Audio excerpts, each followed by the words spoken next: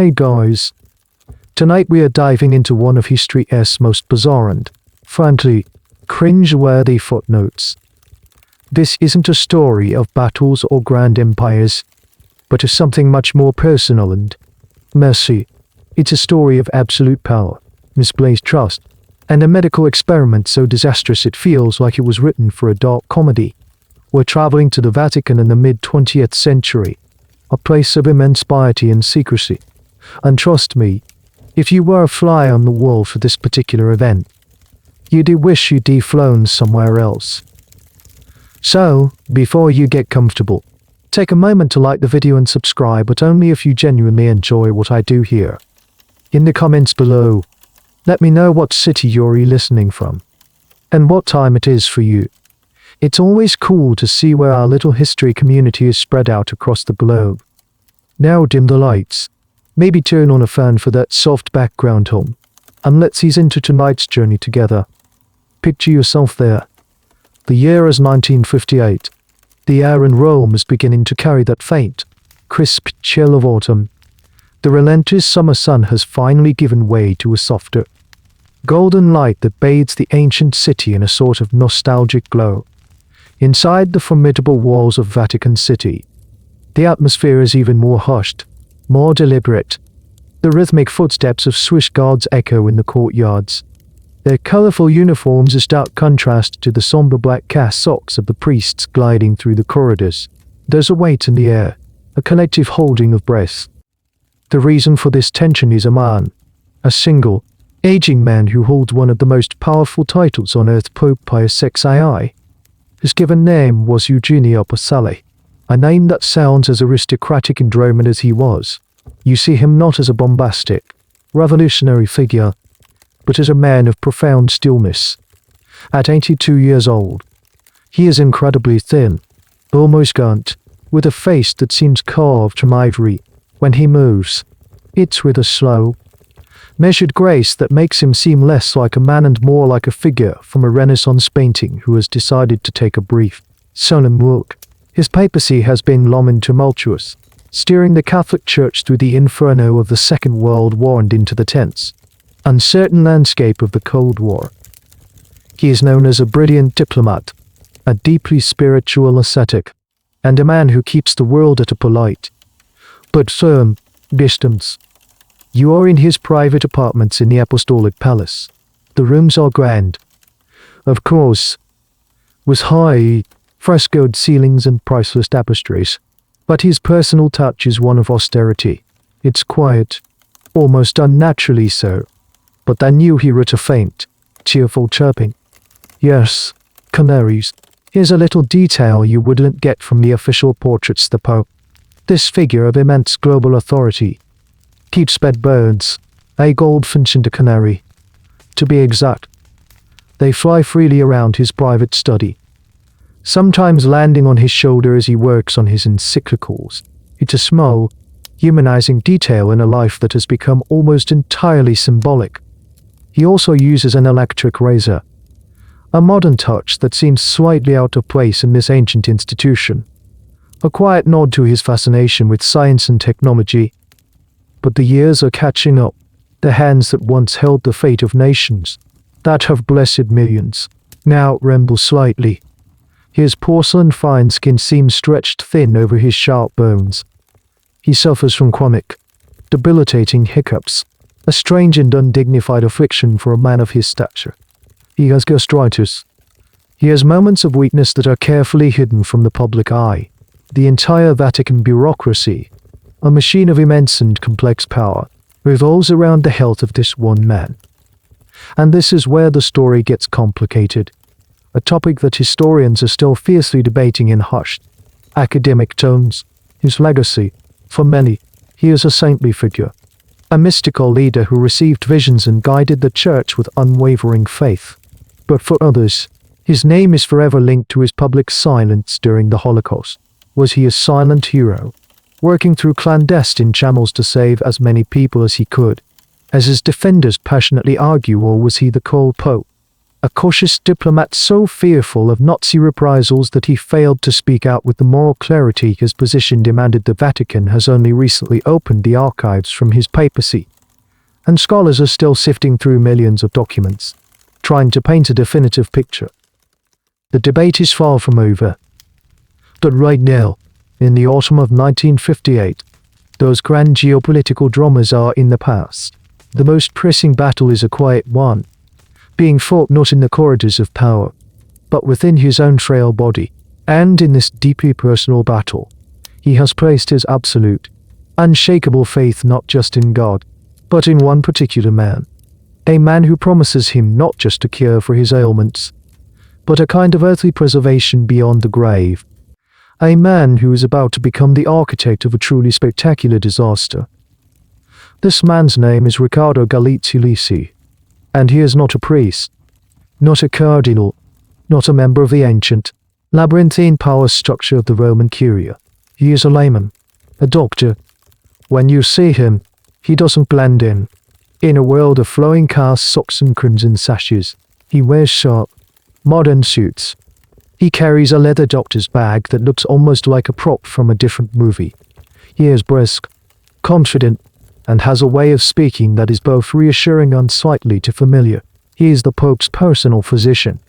His Pontificio, a title of immense prestige, but his influence, you quickly realize, goes far beyond writing prescriptions. He has become the gatekeeper. The formidable Swiss guards might stand at the doors, but it is Galeazzi-Lisi who controls the access to the man inside. He decides when the Pope is well enough for visitors, which audiences need to be postponed, and what news from the outside world is distressful for the Pontiff to hear. He has inserted himself into the very bloodstream of the Vatican, becoming a shadow power. A one-man filter between the Pope and the world, the cardinals, men who have dedicated their entire lives to the Church, resent him deeply. You can see it in the way they stiffen when he enters a room, the way their polite smiles never quite reach their eyes. To them, he is an interloper, a secular man wielding an unacceptable amount of power over the Holy Father. So, how did he get here? How did this outsider breach the highest walls of this ancient institution? Part of it was family connection. His brother was a prominent architect who did work for the Vatican, which opened the initial door. But the real key was the Pope himself, Pius XII. For all his traditionalism, was fascinated by modernity. He was one of the first popes to embrace radio as a tool, and as we know, he used an electric razor. He saw science and technology not as threats to faith, but as tools given by God. Galeazzi-Lisi, with his talk of new treatments, modern techniques, and scientific progress, spoke a language the Pope was eager to hear. He wasn't another theologian quoting Aquinas, he was a man of the future, offering cutting-edge solutions. The bond was solidified during the Pope's recurring bouts of illness, when the painful hiccups would strike, or when gastritis left him weak and exhausted. Galeazzi-Lisi was there. He was a constant, comforting presence in the quiet, isolated life of a pontiff. He didn't just offer medicine, he offered companionship. And for a man who lives a life as lonely and elevated as the Pope, that kind of personal, daily attention is a powerful currency. The doctor became a friend, a confidant. Here's a peculiar little detail that hints at the doctor's mindset. He wasn't just interested in curing the Pope's illnesses, he was obsessed with the idea of rejuvenation. This was the 1952, a time when fringe medical theories about turning back the clock were gaining traction in certain wealthy circles. Galeazzi-Lisi was a firm believer. He would administer treatments that sound utterly bizarre to us today, injections of cellular material derived from lamb fetuses, a therapy pioneered by a Swiss doctor named Paul Mihantz. The idea was that these fresh, young cells would revitalize the Pope's aging body. It was less about medicine and more about a kind of biological alchemy, a promise to stave off the inevitable decay of old age. And the Pope, frail and weary, seems to have embraced it. This is where academic debate comes in. Historians still argue about the true nature of Galeazzi-Lisi's influence. Was Pius XII a man renowned for his sharp intellect. Truly duped by a charlatan, or was it a more complex relationship? Perhaps the Pope, in his spiritual asceticism, was somewhat naive about worldly matters and overly trusting of a man who showed him such personal devotion. Or maybe, in the loneliness of his final years, he simply chose to believe in the promises of a friend. Regardless of how outlandish they seemed, was he a victim of a masterful manipulator, or a willing participant in a shared delusion? The truth, as always, is probably somewhere in the murky middle. What is clear is that Galeazzi-Lisi's ambition knew no bounds. He wasn't content to just be the Pope's doctor. He saw himself as a historical figure, a pioneer. And he had one final, grand project in mind. He had convinced the Pope that his greatest scientific contribution would come not in preserving his life, but in preserving his body after death. He promised a revolutionary new embalming technique, one that would be clean, modern, and far superior to the old, invasive methods. He promised the Pope that his body would remain intact, looking peaceful and serene for the faithful to venerate for days on end. It was a promise of a perfect, dignified exit, a promise to cheat the ugliness of death itself, and in making that promise, he was setting a time bomb. So who exactly was Riccardo Galeazzi-Lisi if you were to dig into his professional history, long before he ever set foot in the Vatican? You defined a curriculum vitae that looks impressive at first glance, but a closer look reveals some very odd gaps and specialties. Officially, his primary field was ophthalmology. He was an eye doctor, a very good one, by some accounts. He held a position at a respected Rome hospital and had a successful private practice. He was known for his steady hand and his meticulous work with the delicate structures of the human eye. This is the first major red flag for the cardinals whispering in the Vatican corridors. Why is an eye doctor in charge of the Pope's overall health? Why is the man responsible for the Pontiff's chronic gastritis and recurring hiccups a specialist in cataracts and glaucoma? It's like hiring a dentist to perform heart surgery. It just doesn't add up.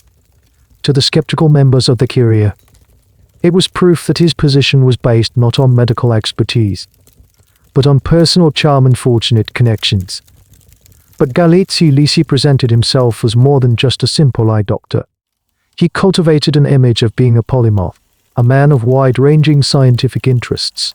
He dabbled in dermatology. He wrote papers on cardiology.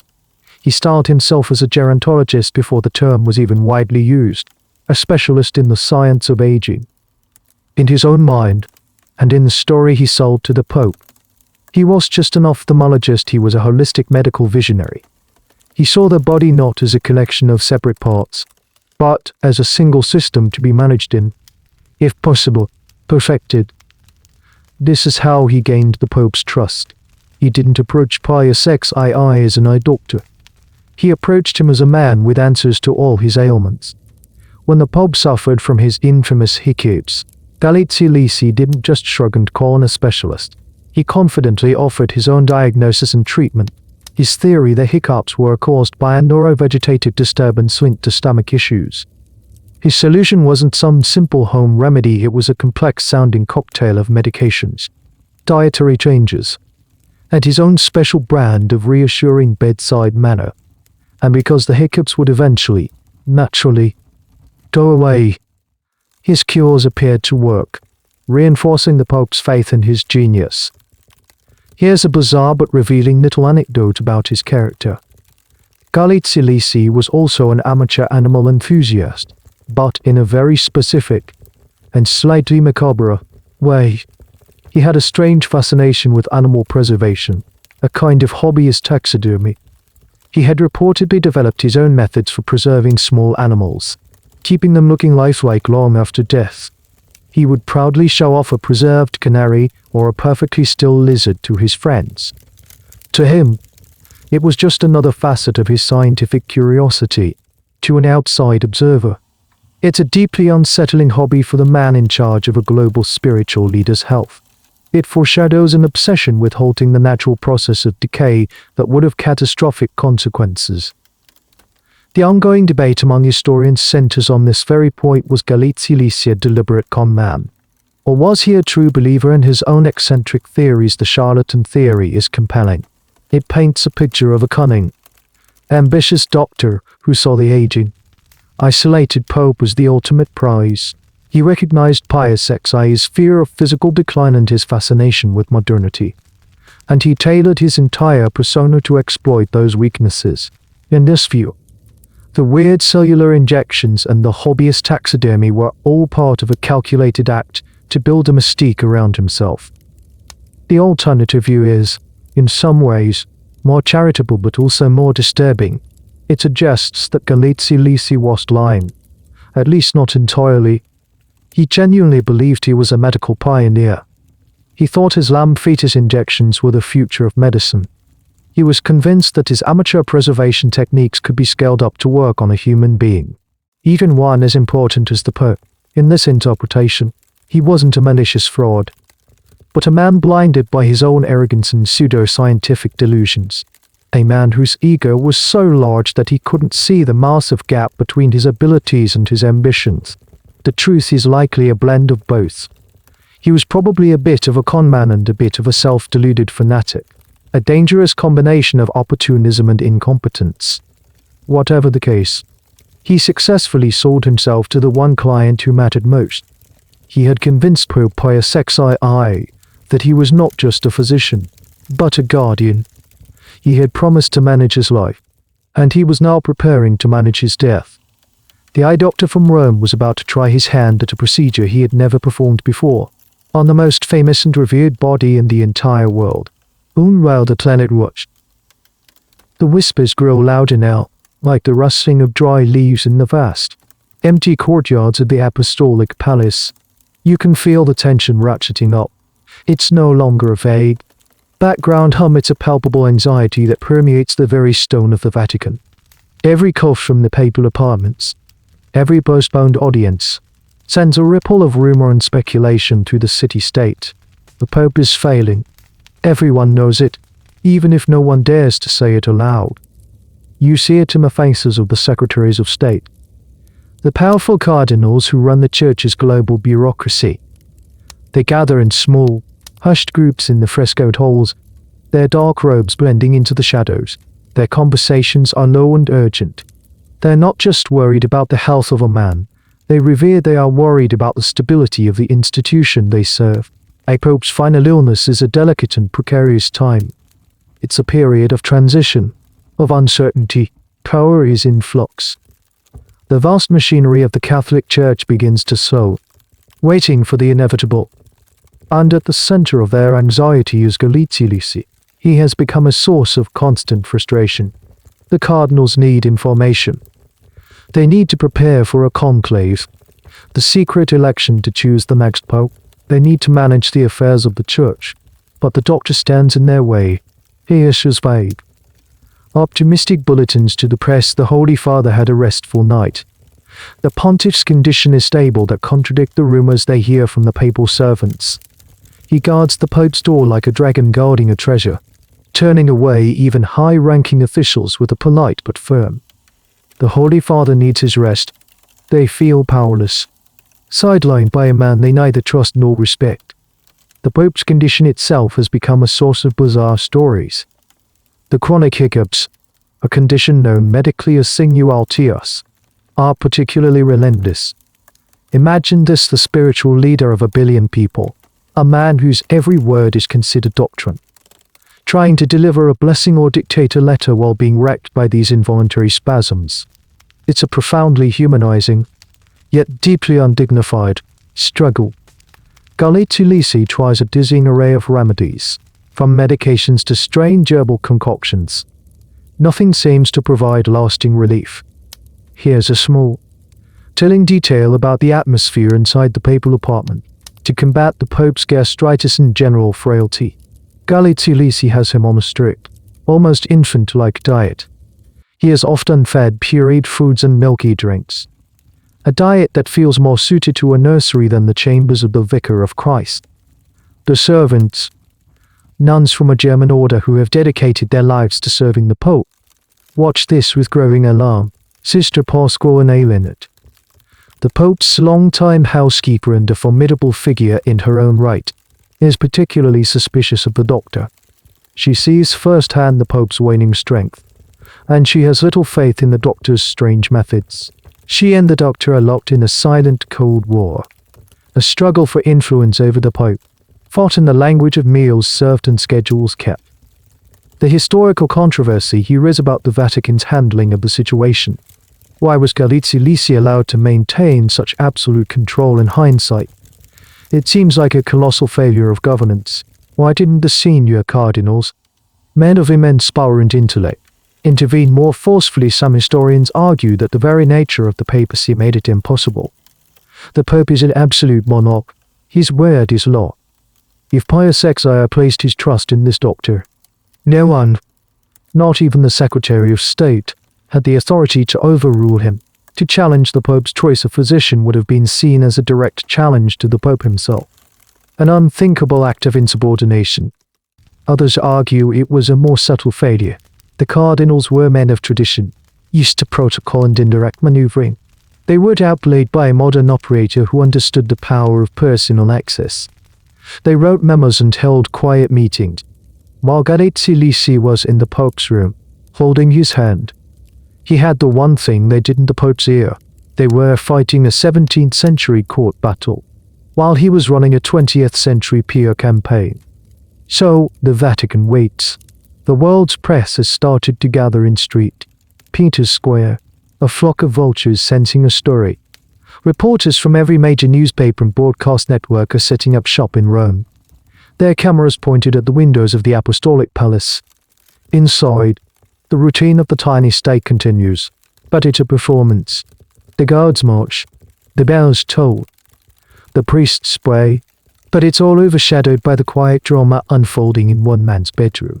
The air is thick with anticipation and a creeping sense of dread.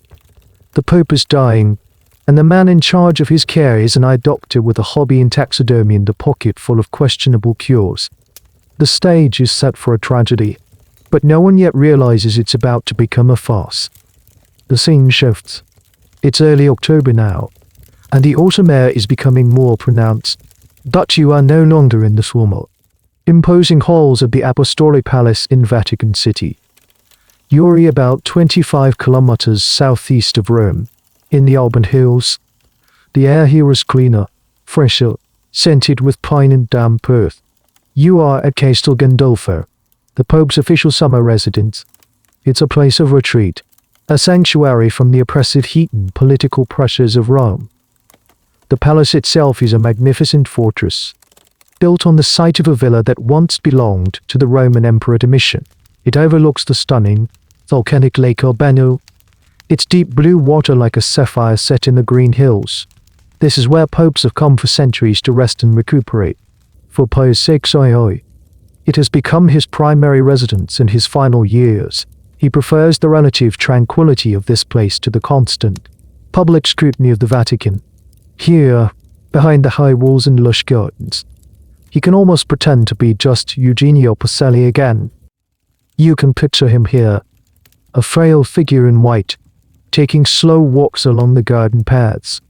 He might pause to inspect the meticulously tended roses or to watch the farmers working on the papal farm, which is part of the estate.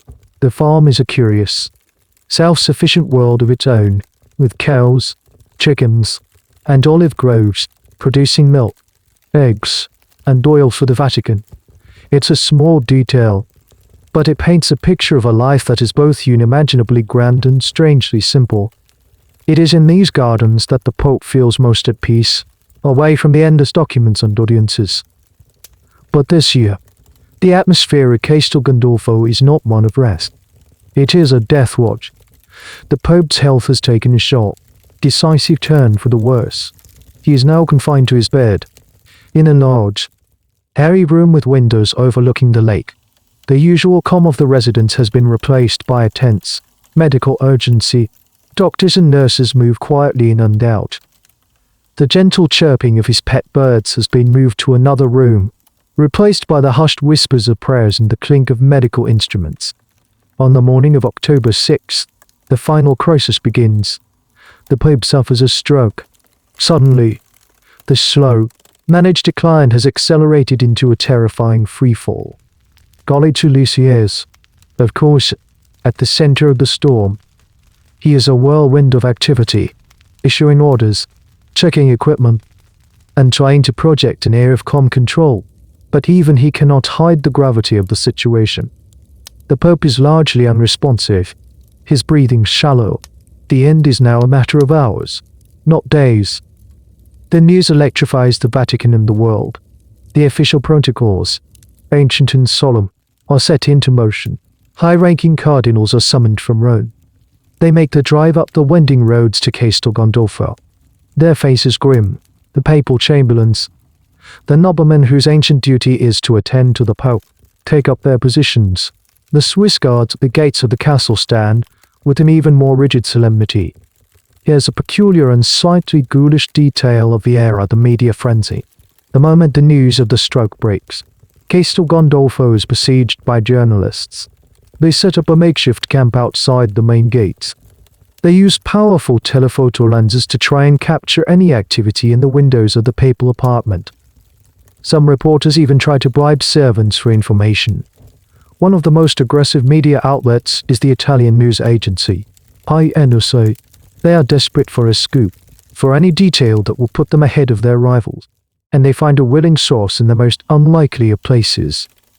Historians are still debating the exact timeline and nature of the arrangement, but it is one of the most shocking aspects of this entire affair. Dr. Riccardo Galeazzi-Lisi, while simultaneously tending to the dying Pontiff, makes a deal. He agrees to provide exclusive, real-time updates on the Pope's condition to a French journalist, who in turn funnels the information to the press. Some accounts even suggest he placed a small, concealed microphone in the room to capture the Pope's final words and breaths. It is a betrayal of staggering proportions. The man entrusted with the Pope's most intimate moments is secretly monetizing them. As the Pope lies dying, his doctor is orchestrating a media exclusive. This is not a man grieving for a friend or focused solely on his patient. This is a man securing his legacy and his payday. The whispered suspicions of the cardinals were not just paranoia, they were a wild understatement of the truth. They worried he was an incompetent doctor. They had no idea he was also a cynical opportunist of the highest order. So you have this surreal split screen. Inside the room, a scene of profound religious solemnity.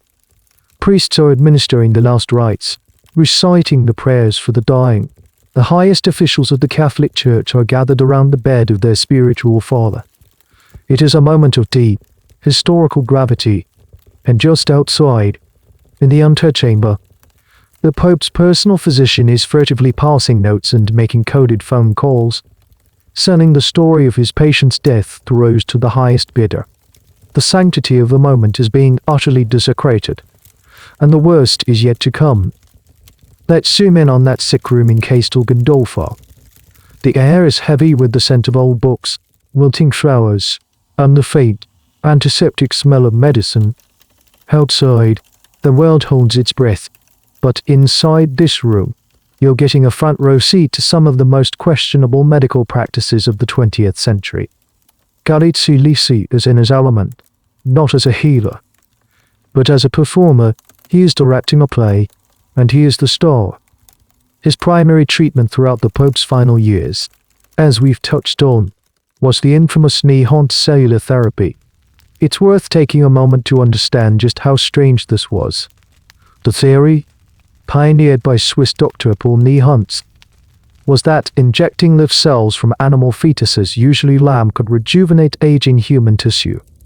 Knee-Hunt claimed it could cure everything from heart disease to writer's block. It was wildly popular among the rich and famous of the day, including celebrities like Charlie Chaplin and political figures like Comrade Adenauer. It was the 1952's equivalent of a Hollywood fad diet, but with syringes. You have to imagine the scene. The Pope, a figure of immense spiritual dignity, is lying in his bed while his trusted doctor prepares an injection. But this isn't penicillin or morphine. It's a concoction of mashed up cells from an unborn sheep, promising to turn back the clock. There is absolutely no scientific basis for this. Today, It's recognized as dangerous quackery that can cause severe immune reactions and infections. But Galeazzi-Lisi presented it with the utmost confidence. As the pinnacle of modern science, he had convinced the Pope that this was his best hope. But the cellular therapy was just the appetizer. The main course of his bizarre medical menu was his approach to the Pope's immediate symptoms. Remember those debilitating hiccups? Galeazzi-Lisi's cure was a proprietary mix of ingredients that he kept secret. Some sources suggest it was a blend of herbs, minerals, and various medicines. One of the more persistent rumors, and a truly weird piece of trivia, is that one of the key ingredients was crushed pistachios. Yes, the nuts.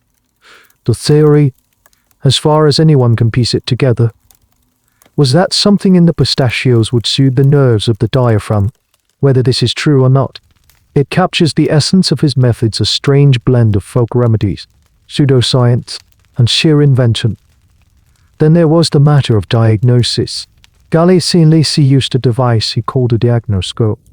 It was a box with various dials and wires that he claimed could diagnose illnesses by measuring the vibrations of a patient's photograph.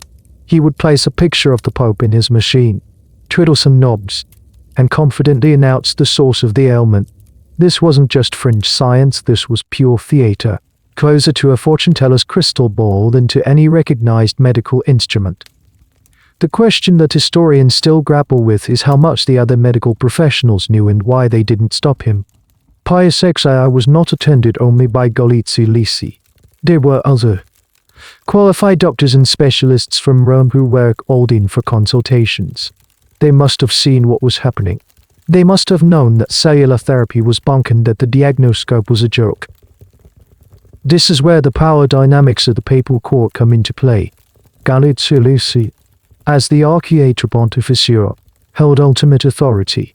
The consulting doctors were, in a sense, his subordinates in that specific context.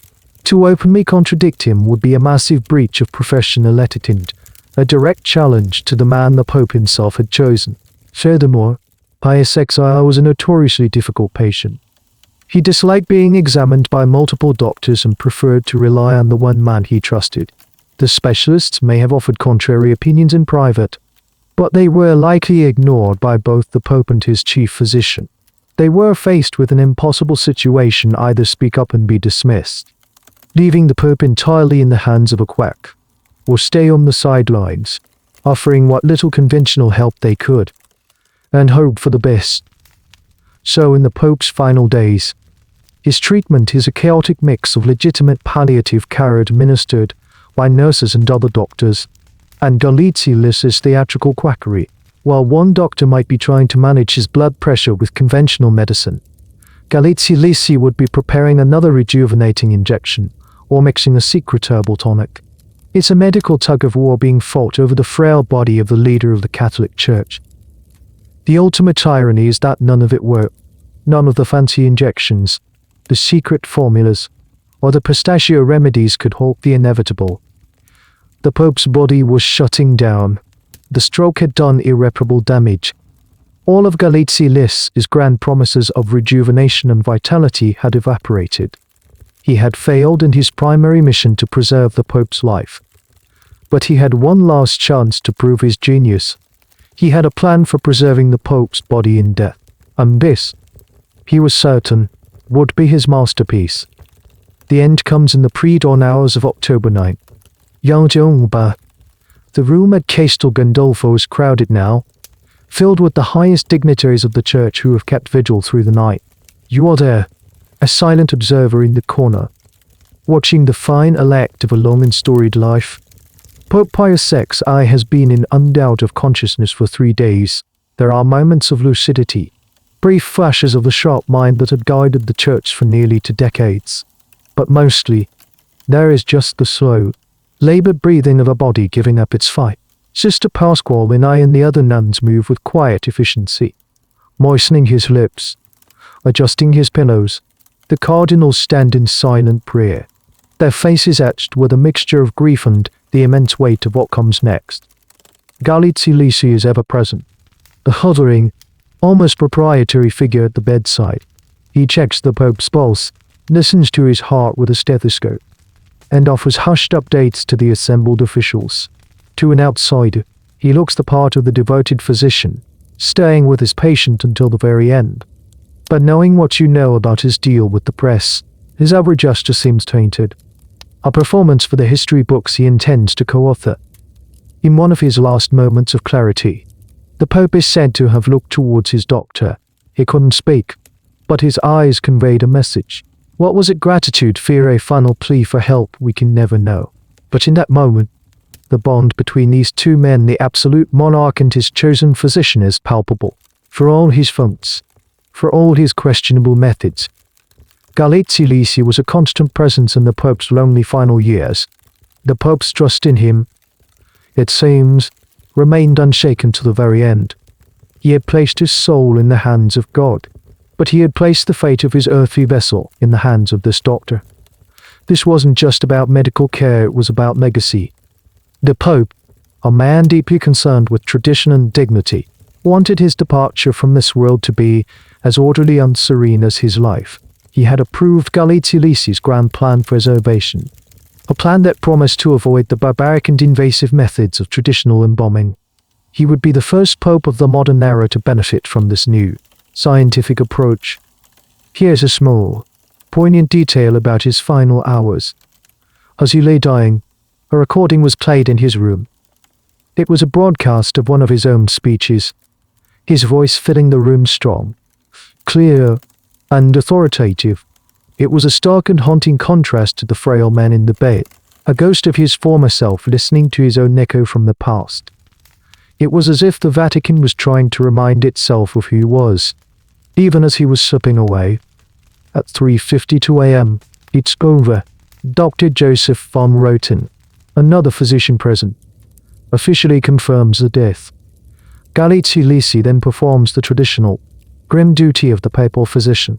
He steps forward and, using a small silver hammer, is supposed to gently tap the Pope's forehead and call out his baptismal name, Eugenio, 3 times. This is part of the ancient ritual to ensure the Pope is truly dead and not in a coma. The historical record is a bit fuzzy on whether Galeazzi-Lisi himself performed this, or if it was the Cardinal Camerengo, the official who manages the Vatican during the interregnum. The procedure itself is a subject of debate, with some historians claiming it's more legend than fact for the 20th century. But the symbolism is what matters. It is the formal, definitive moment when the reign ends. The moment of death triggers a cascade of carefully orchestrated procedures. The Cardinal Camerengo, Benedetto Aloisi Masella, steps forward to take charge. He removes the ring of the fisherman from the Pope's finger, the symbol of his authority, which will later be ceremonially destroyed. He orders the papal apartments to be sealed. The great bronze doors of St. Peter's Basilica are closed. The transition of power has officially begun. The said vacantee, the empty throne, is declared. For a few brief moments, there is a sense of order, of ancient tradition unfolding as it has for centuries. The grief in the room is real and profound. The man in the bed is not just a symbol, he was a leader, a mentor, a friend to many of those present. There is a quiet dignity in the air. But this sense of solemnity is about to be shattered, because now, with the Pope's last breath, Riccardo Galeazzi-Lisi's real work begins. The life-saving has failed. The life-preserving is about to commence. He has a body, a plan, and an audience of 1 billion Catholics. He dismisses the traditional embalmers, the tanesiatori, who have been serving the Vatican for generations. He tells the concerned cardinals that their methods are obsolete. He has something better, something revolutionary, something he has, in theory, perfected. The stage is cleared for the eye doctor to perform his final, fatal trick. The news spreads from Castel Gandolfo like a shockwave. First, it's a coded message to the Vatican. Then, the official announcement from the Cardinal Camerengo. Finally, a slow, deep tolling of a single bell from St. Peter's Basilica, a sound that echoes across Rome by radio waves. Around the world, the Pope is dead. You can feel the entire city of Rome pause. In the cafes, people put down their espresso cups and look towards the Vatican. In the markets, the chatter dies down. Flags on government buildings are lowered to half-mast. The city, which has a relationship with the papacy that is ancient, complex, and often contentious, goes into a state of collective mourning.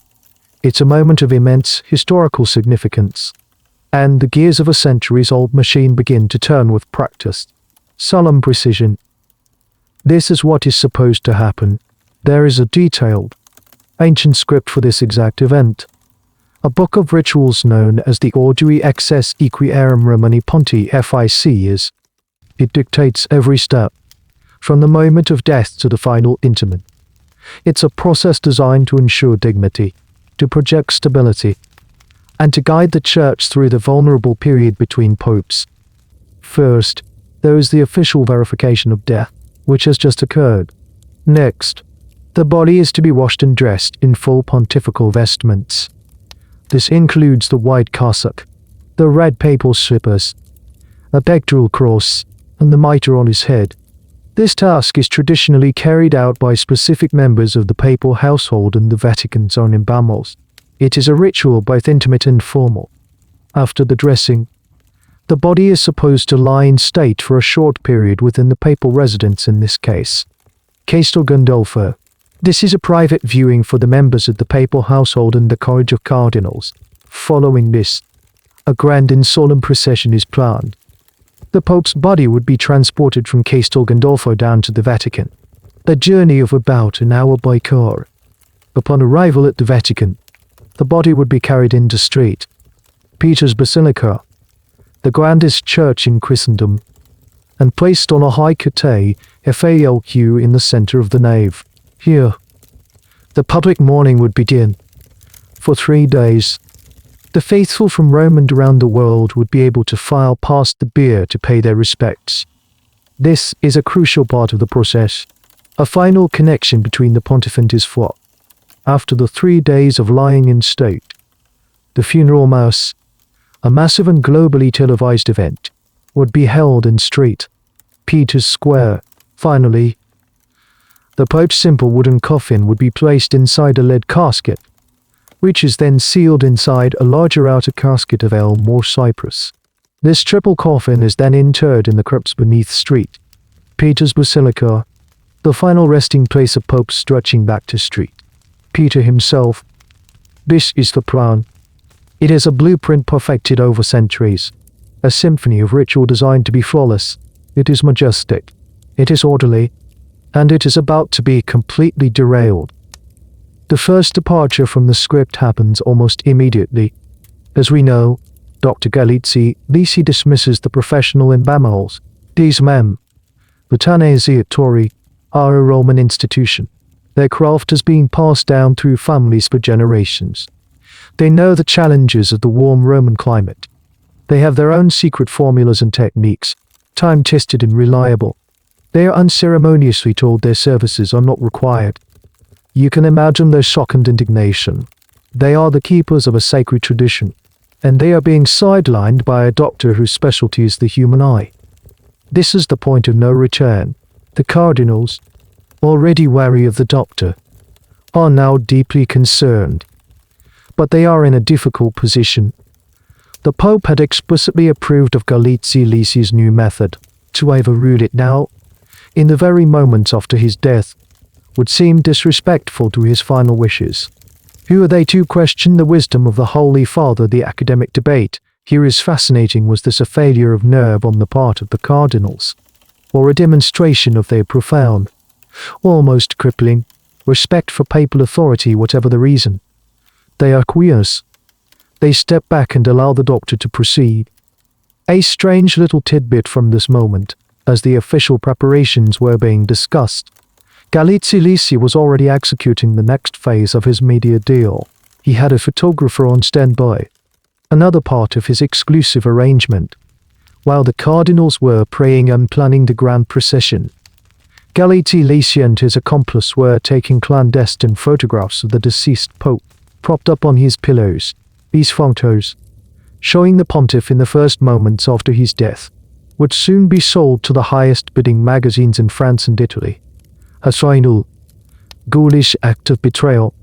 So the grand, solemn machinery of the papal transition is already starting to sputter.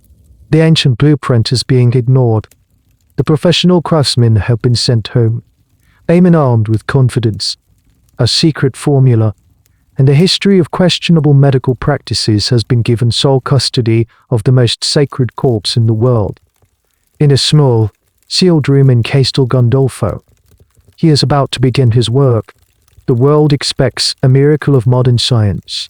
It is about to get a lesson in basic chemistry. The doors to the Pope's chamber at Castel Gandolfo are closed. The cardinals, the sisters, and the chamberlains have withdrawn, leaving the hallowed space to the doctor and his chosen assistants. A heavy, expectant silence falls over the summer palace. Outside, the world mourns a pope. Inside, Riccardo Galeazzi-Lisi is about to unveil his masterpiece. This is the moment he has been building towards for years. All the theories, all the experiments on small animals, all the confident promises made to the Pope, it all comes down to this. He sees this not as a grim task, but as a historic opportunity. He is not just an emblem, he is a scientific pioneer. He is about to revolutionize a practice that has been, in his view, crude and archaic for centuries. You can almost feel his sense of self-importance. He would have explained his plan to the skeptical cardinals with an air of patronizing genius. Traditional embalming, he would have argued, is a brutal process. It involves draining the body of blood and fluids and injecting powerful chemicals like formaldehyde directly into the arteries. It's invasive. It requires incisions. It fundamentally alters the internal structure of the body. It is, in his words, barbaric. His method, he promises, will be different. It will be elegant, clean, and completely non-invasive. He calls it a system of osmotic embalming. The name itself sounds impressively scientific. He explains that there will be no need for incisions or injections into the vascular system. His technique is based on a profound, if completely erroneous, understanding of chemistry and biology. His great plan has two main parts. First, the environment. He believes that the key to preservation is to create a sealed, oxygen-deprived atmosphere around the body. His idea is to wrap the Pope's body in a large, airtight bag made of cellophane or a similar plastic material. This, he theorizes, will prevent the bacteria that cause decomposition from thriving, as they need oxygen to do their work. It's a bit like vacuum sealing a piece of meat to keep it fresh in the refrigerator. On a superficial level, it almost makes sense. The second, and most crucial, part of the plan is his secret formula. He has concocted a special blend of herbs, spices, and chemical compounds. He would have spoken of it in vague, mystical terms, a mixture of natural essences and hygroscopical salts. This mixture is not to be injected. Instead, it will be placed inside the airtight bag, surrounding the body. The theory is that these substances will work through osmosis, drawing moisture out of the body's tissues through the skin, while simultaneously releasing aromatic, preserving vapors. It would be a slow, gentle process of desiccation and infusion, leaving the body perfectly preserved, peaceful, and even fragrant. Here's a small but telling detail about his confidence. He reportedly bragged to his assistants that his method was so effective. It was based on the same principles used by God to preserve the body of Jesus Christ in the tomb. This wasn't just arrogance, it was a level of hubris that bordered on theological blasphemy. He was not just emulating ancient Egyptian priests, he was emulating the divine. The historical debate around this great plan is not about whether it could work, it absolutely could not, but about where on earth he got these ideas. Was this a known, albeit fringe, theory from some obscure medical journal, or did he invent it entirely himself? Most historians believe it was the latter. It was a Frankenstein's monster of an idea, stitched together from half-understood chemistry principles, a vague knowledge of ancient mummification, and his own bizarre experiments with preserving canaries. He was a hobbyist playing in the major leagues. Convinced his home-brewed solution was superior to centuries of professional knowledge. The cardinals, left outside the locked door, are uneasy. They are men of faith and tradition, not science. They don't understand osmosis or hygroscopical salts. But they do understand decorum. And something about this feels profoundly wrong. Yet, they are trapped by their deference to the late Pope's wishes.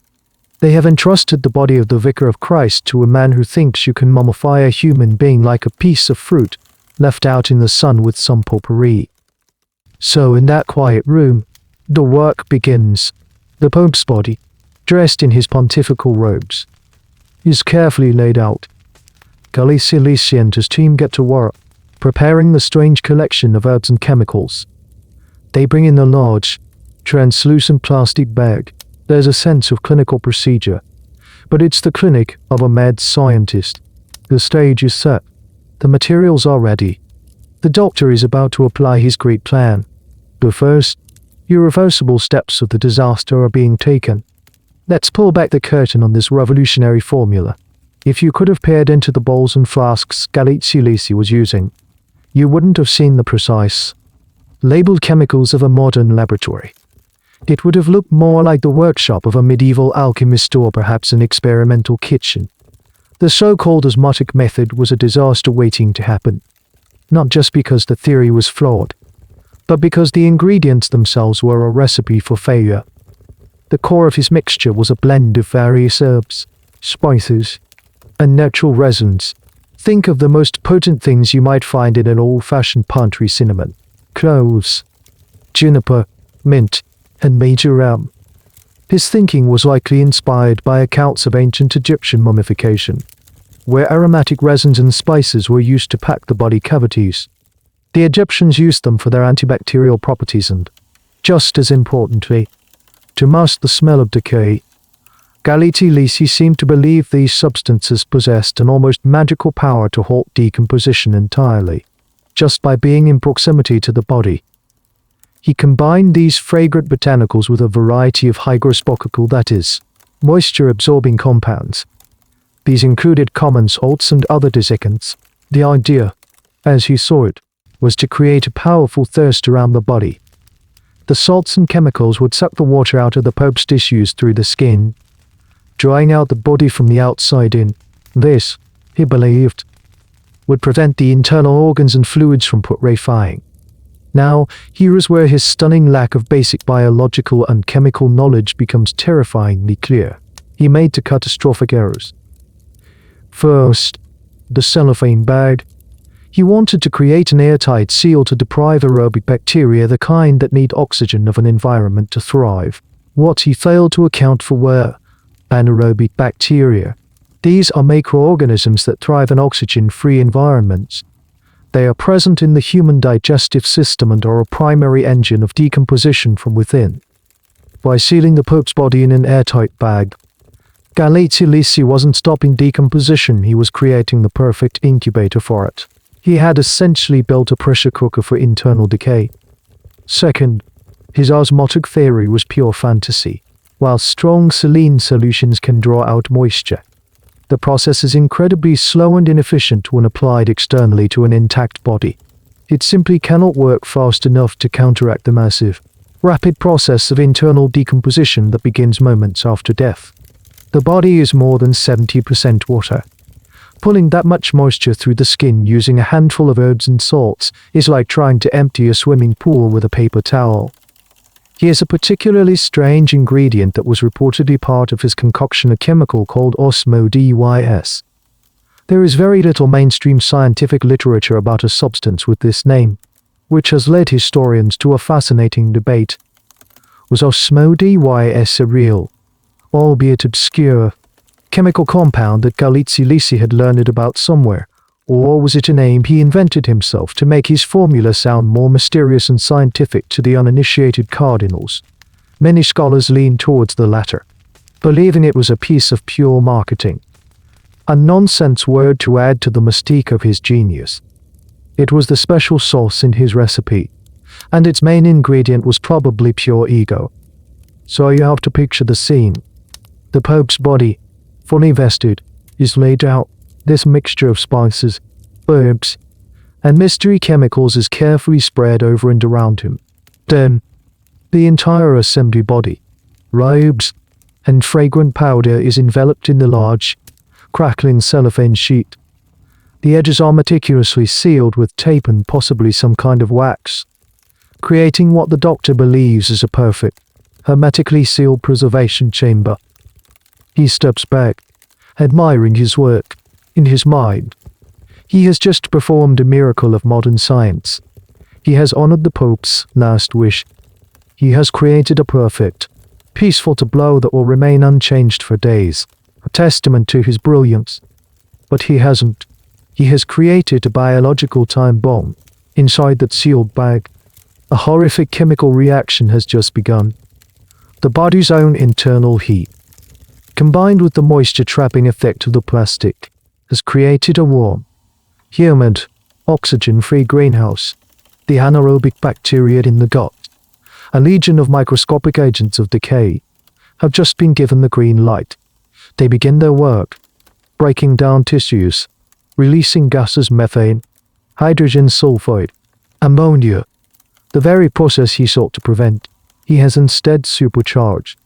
The dignified, serene preservation he promised is, at this very moment, turning into an accelerated, contained process of putrefaction. The clock is ticking, and the pressure, quite literally, is starting to build. For the first few hours, everything seems to be going according to plan. The body of Pius XII lies in state in a private chamber within Castel Gandolfo. The few officials who are allowed to view it see a serene, peaceful figure, hands closed, resting in his pontifical robes. From a distance, nothing seems amiss. Galeazzi-Lisi is, no doubt, immensely proud. He has pulled it off. He has silenced his critics. He walks the corridors of the palace with a smug, self-satisfied air. But then, the first signs of trouble begin to appear. They are subtle at first, easily dismissed as tricks of the light or the product of an overwrought imagination. A member of the noble guard, standing watch by the body, might notice a slight change in the color of the Pope's face. The pale, ivory quality it had in the first moments after death is beginning to shift. It's developing a grayish, then a slightly greenish tint around the nose and mouth. It's the first visible sign of the rampant bacterial activity happening beneath the skin. The guard probably blinks, assumes his eyes are tired from the long vigil, and looks away. A little later, one of the nuns who had served the Pope for decades comes in to say a private prayer. As she kneels near the bier, she detects a faint, unusual odor. It's not the strong, clean scent of the herbs and spices Galeazzi-Lisi had used. It's a different smell, a sweetish, cloying scent that is deeply unpleasant. It's the smell of decay. The first gaseous byproducts of decomposition seeping through a microscopic imperfection in the plastic seal. She might frown, thinking perhaps some flowers in the room have started to turn. She doesn't yet connect the smell to the body itself. The most alarming sign, however, is a physical one. The Pope's body begins to change shape. The process of putrefaction is producing a massive amount of gas inside the sealed body cavities, primarily the abdomen. With nowhere to go, this gas starts to build up pressure.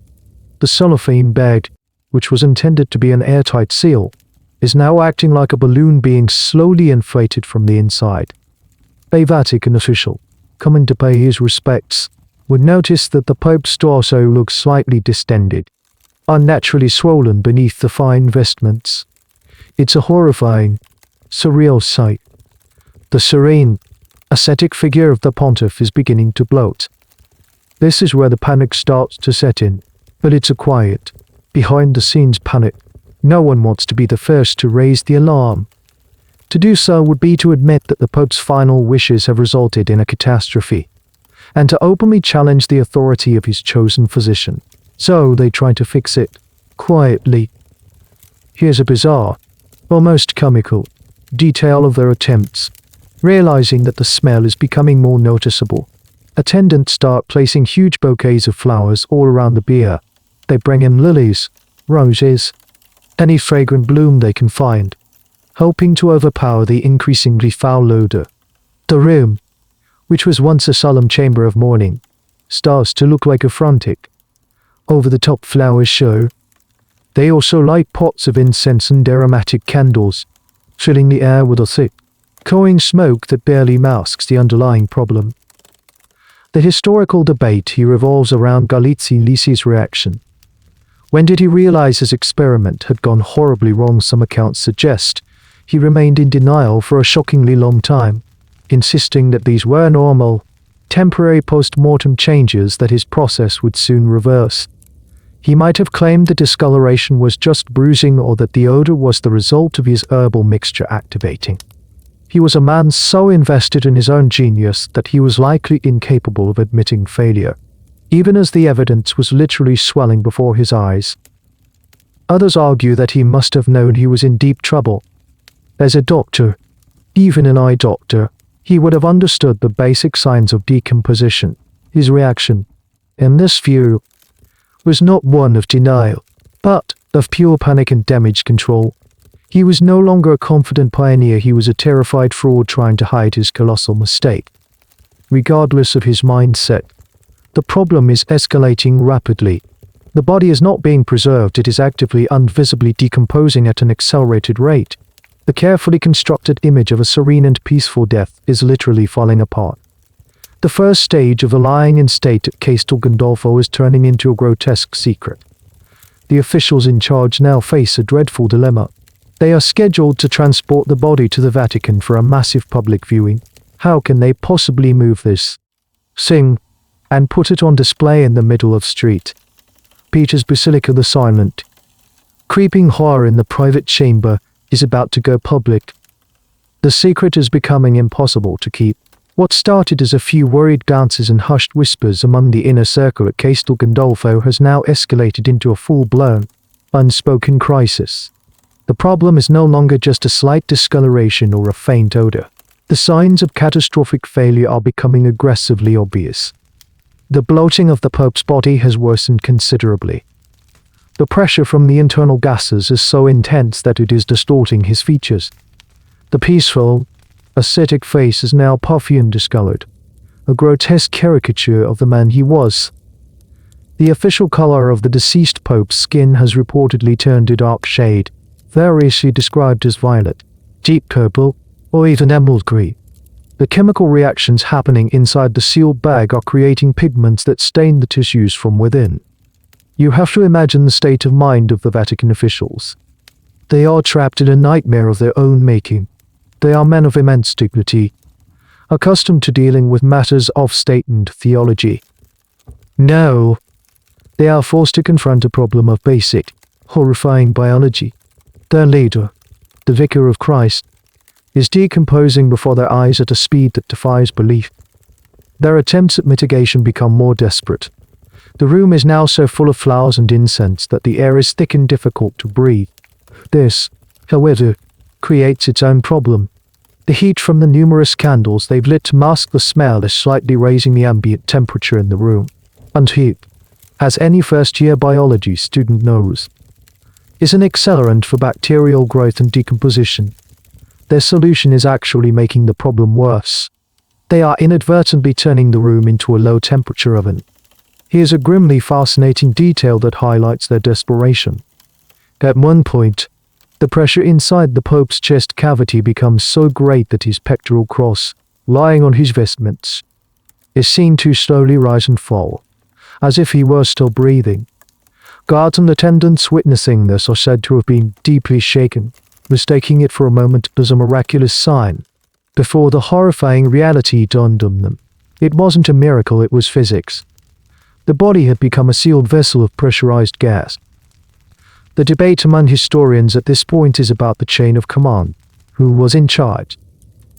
And why wasn't a decision made to halt the proceedings? The Cardinal Marengo, Benedetto Aloisi Masella, was technically in charge of the Vatican during the said vacancy.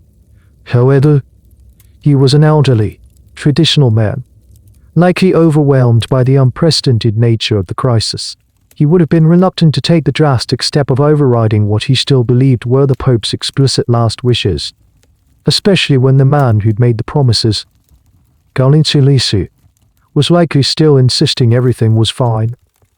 Galeazzi-Lisi himself is now a ghost, flitting in and out of the room, his earlier confidence completely evaporated. He has no answers. His grand theory has collapsed. He likely tries to offer pseudo-scientific explanations for what is happening, a temporary gaseous buildup, a normal part of the osmotic process, but no one is buying it anymore. The evidence of their senses is too powerful. His authority has vanished, replaced by the stench of failure. The staff at Castel Gandolfo, the servants, guards, and nuns are the ones bearing the brunt of this. They are the ones who have to be in the room, who have to witness the degradation up close. Their reverence for the Holy Father is mixed with a growing sense of horror and disgust. They are trying to maintain a professional, prayerful demeanor while in the presence of something that is becoming truly monstrous. The decision is finally made. They can't keep the body here any longer. The original plan was for a stately, reverent period of private mourning at the castle. That plan is now out the window. The new plan is simple: get the body to the Vatican as quickly as possible. Perhaps the professional embalmers there, the Tan-Asiatori they had so arrogantly dismissed, can do something. Anything. It is a desperate gamble, born of panic. They have to move. The long, solemn procession from Castel Gandolfo to St. Peter's, an event meant to be a showcase of papal majesty, is now a frantic race against time and biology. The secret is about to break out of the castle walls. The journey begins. It's a distance of only about 25 kilometers, a drive that should take less than an hour. But this will be the longest, most stressful hour in the recent history of the papal household. The plan is for a slow, solemn motorcade. The Pope's body, inside a ceremonial hearse, will wend its way down from the Alban Hills, through the Roman countryside, and into the heart of the city, where thousands of mourners are expected to line the streets. Imagine the scene as they prepare to leave Castel Gandolfo. The ceremonial hearse pulls up to the main entrance of the palace. It's a grand, ornate vehicle, polished to a high sheen, designed for moments of supreme dignity. A contingent of Swiss guards, in their full, resplendent uniforms, stands ready to serve as the honor guard and pallbearers. These are young men, sworn to protect the Pope with their lives. Now they are tasked with the grim duty of transporting his desecrated remains. The doors of the palace open. The pallbearers, including some of the Pope's lay chamberlains, enter the room where the body has been lying. The smell that hits them is overwhelming. A thick, sweetish, foul odor the flowers and incense can no longer contain. They are professionals, trained for discipline and composure, but you can see the strain on their faces, the slight flinching, the way they breathe shallowly through their mouths. They approach the bier. The Pope's body is still wrapped in its cellophane cocoon, which is now visibly taut and clouded with condensation. Lifting it is an awkward, unsettling task. It's heavier than it should be, and the weight is strangely distributed due to the bloating. As they hoist the body onto their shoulders, there's a horrifying, sloshing sound from within the plastic wrapping. The internal organs have begun to liquefy. They carry their sacred, awful burden out of the palace and into the bright autumn sunlight. For a moment, the crisis is exposed to the open air. The assembled staff and clergy at the castle gates bow their heads in respect, but their eyes are filled with a mixture of grief and pure shock. The body is carefully loaded into the back of the hearse. The doors are closed. The motorcade pulls away from Castel Gandolfo. It moves slowly, as protocol dictates. At the front are police motorcycles, clearing the way. Then comes the hearse, flanked by cars carrying the highest-ranking cardinals and Vatican officials. The mood inside those cars is funereal in more ways than one. They are not just mourning a pope, they are dreading what is about to happen. Here's a small, technical detail that becomes incredibly important. The ceremonial hearse is a beautiful vehicle, but it is not a modern, refrigerated transport. It's essentially a fancy limousine with a large rear compartment. And the doctor down from the hills into Rome is taking place in the middle of a surprisingly warm Italian autumn day. The sun is beating down on the black roof of the car, turning the compartment where the body lies into a slow cooking oven. The heat accelerates the already rampant chemical reactions inside the cellophane bag. The process of putrefaction goes into overdrive. The production of gas increases exponentially. The pressure inside the Pope's body builds and builds. The cellophane wrapping, which was meant to preserve, is now creating the conditions for a contained explosion. As the motorcade makes its way along the famous Appian Way, the ancient road leading to Rome, something gives. There are conflicting accounts of what happened next, a point of gruesome debate among those who have studied this event. Some say there was a dull, audible pop from inside the hearse. Others describe it as a more prolonged, gruesome series of ruptures. The most dramatic and widely reported version is that the pressure became so intense that the Pope's chest cavity burst. Whether it was one single explosion or a series of smaller ruptures, the result is the same. The hermetic seal of Galeazzi-Lisi's experiment is violently broken. The built-up gases, a foul cocktail of methane and hydrogen sulfide, are released with force inside the confined space of the hearse. The cellophane bag is compromised, and the liquefied internal remains begin to leak. The disaster has now entered a new, and far more public, phase. The men in the cars following the hearse have no idea what has just happened, but they are about to find out. The motorcade continues its slow, dignified crawl towards Rome. The thousands of people lining the route see only the somber spectacle, the police escort, the gleaming black cars, the grand hearse. They stand in respectful silence. Men taking off their hats, women making the sign of the cross. They are mourning the passing of a beloved, distant spiritual father. They have no idea that they are witnesses to a rolling biological catastrophe. Inside the procession, the first hint that something has gone terribly wrong comes not from sight, but from smell. The cars carrying the cardinals and Vatican officials are driving directly behind the hearse. At first, it's just a whiff. A foul scent on the breeze that might be dismissed as some roadside refuse. But it doesn't go away. It gets stronger, more persistent. It's an invasive, unforgettable smell, the sulfurous stench of hydrogen sulfide mixed with the sweet, cloying odor of advanced decay. It seeps in through the car vents, a ghastly, invisible passenger. You can imagine the scene inside those cars. The cardinals, princes of the church, men of refined sensibilities, exchanging horrified, incredulous glances.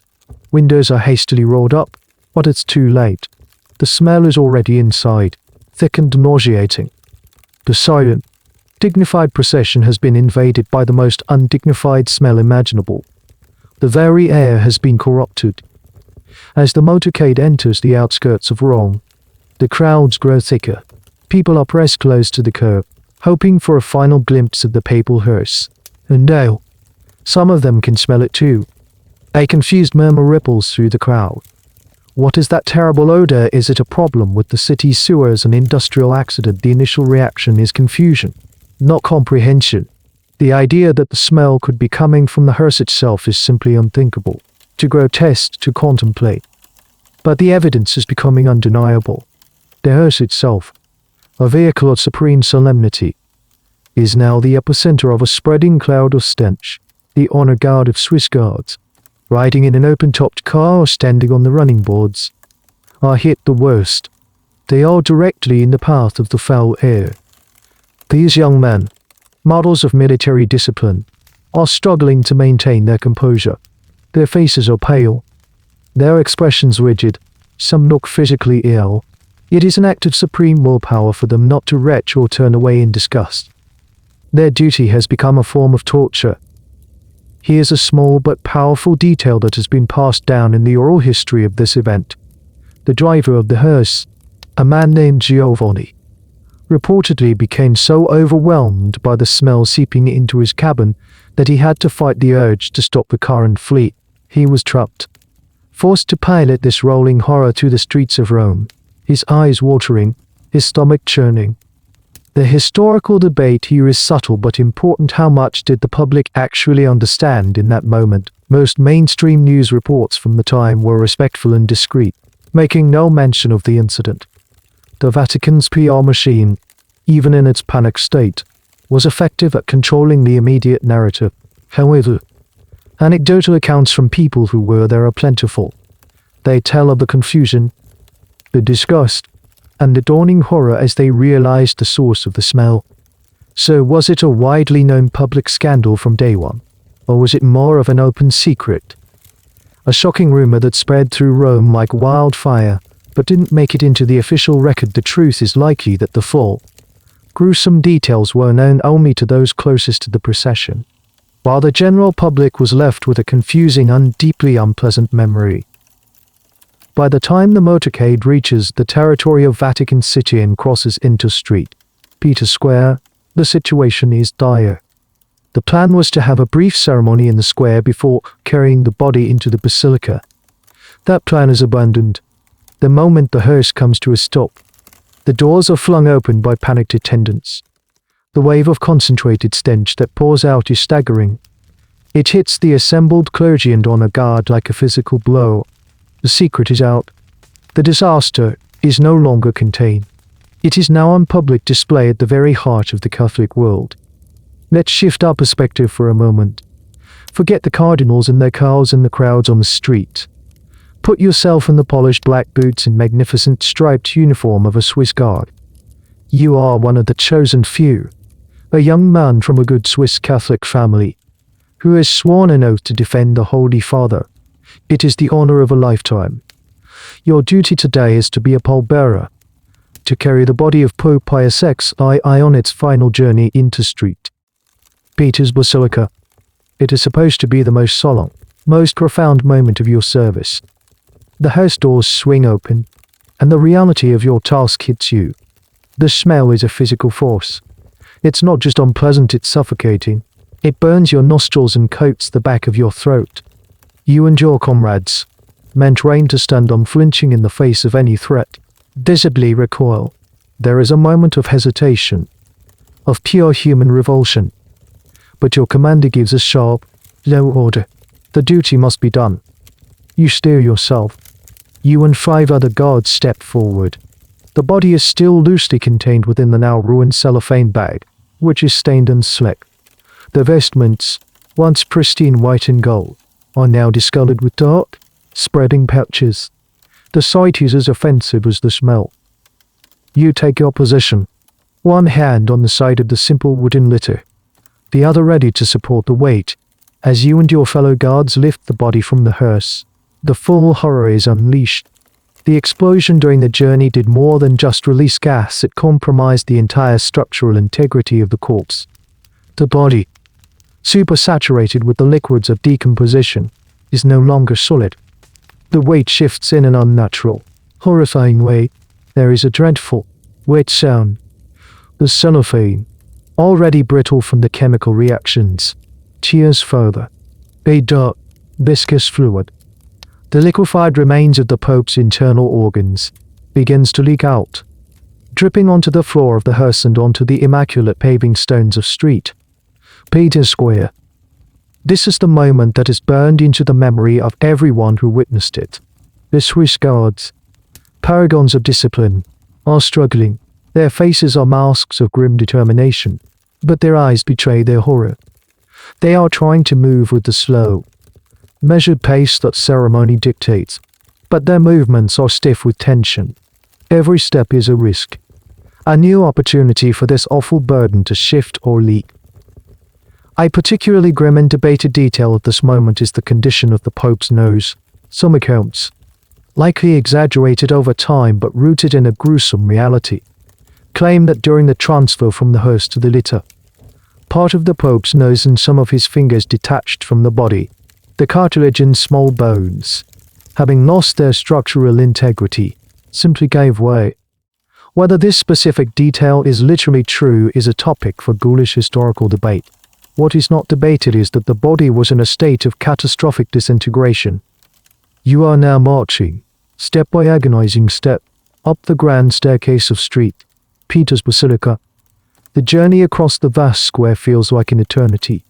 Usually, this procession would be silent, punctuated only by the sound of prayers. No, it's accompanied by the horrified gasps of the assembled clergy and the frantic, whispered instructions of the masters of ceremony trying to manage the unfolding chaos.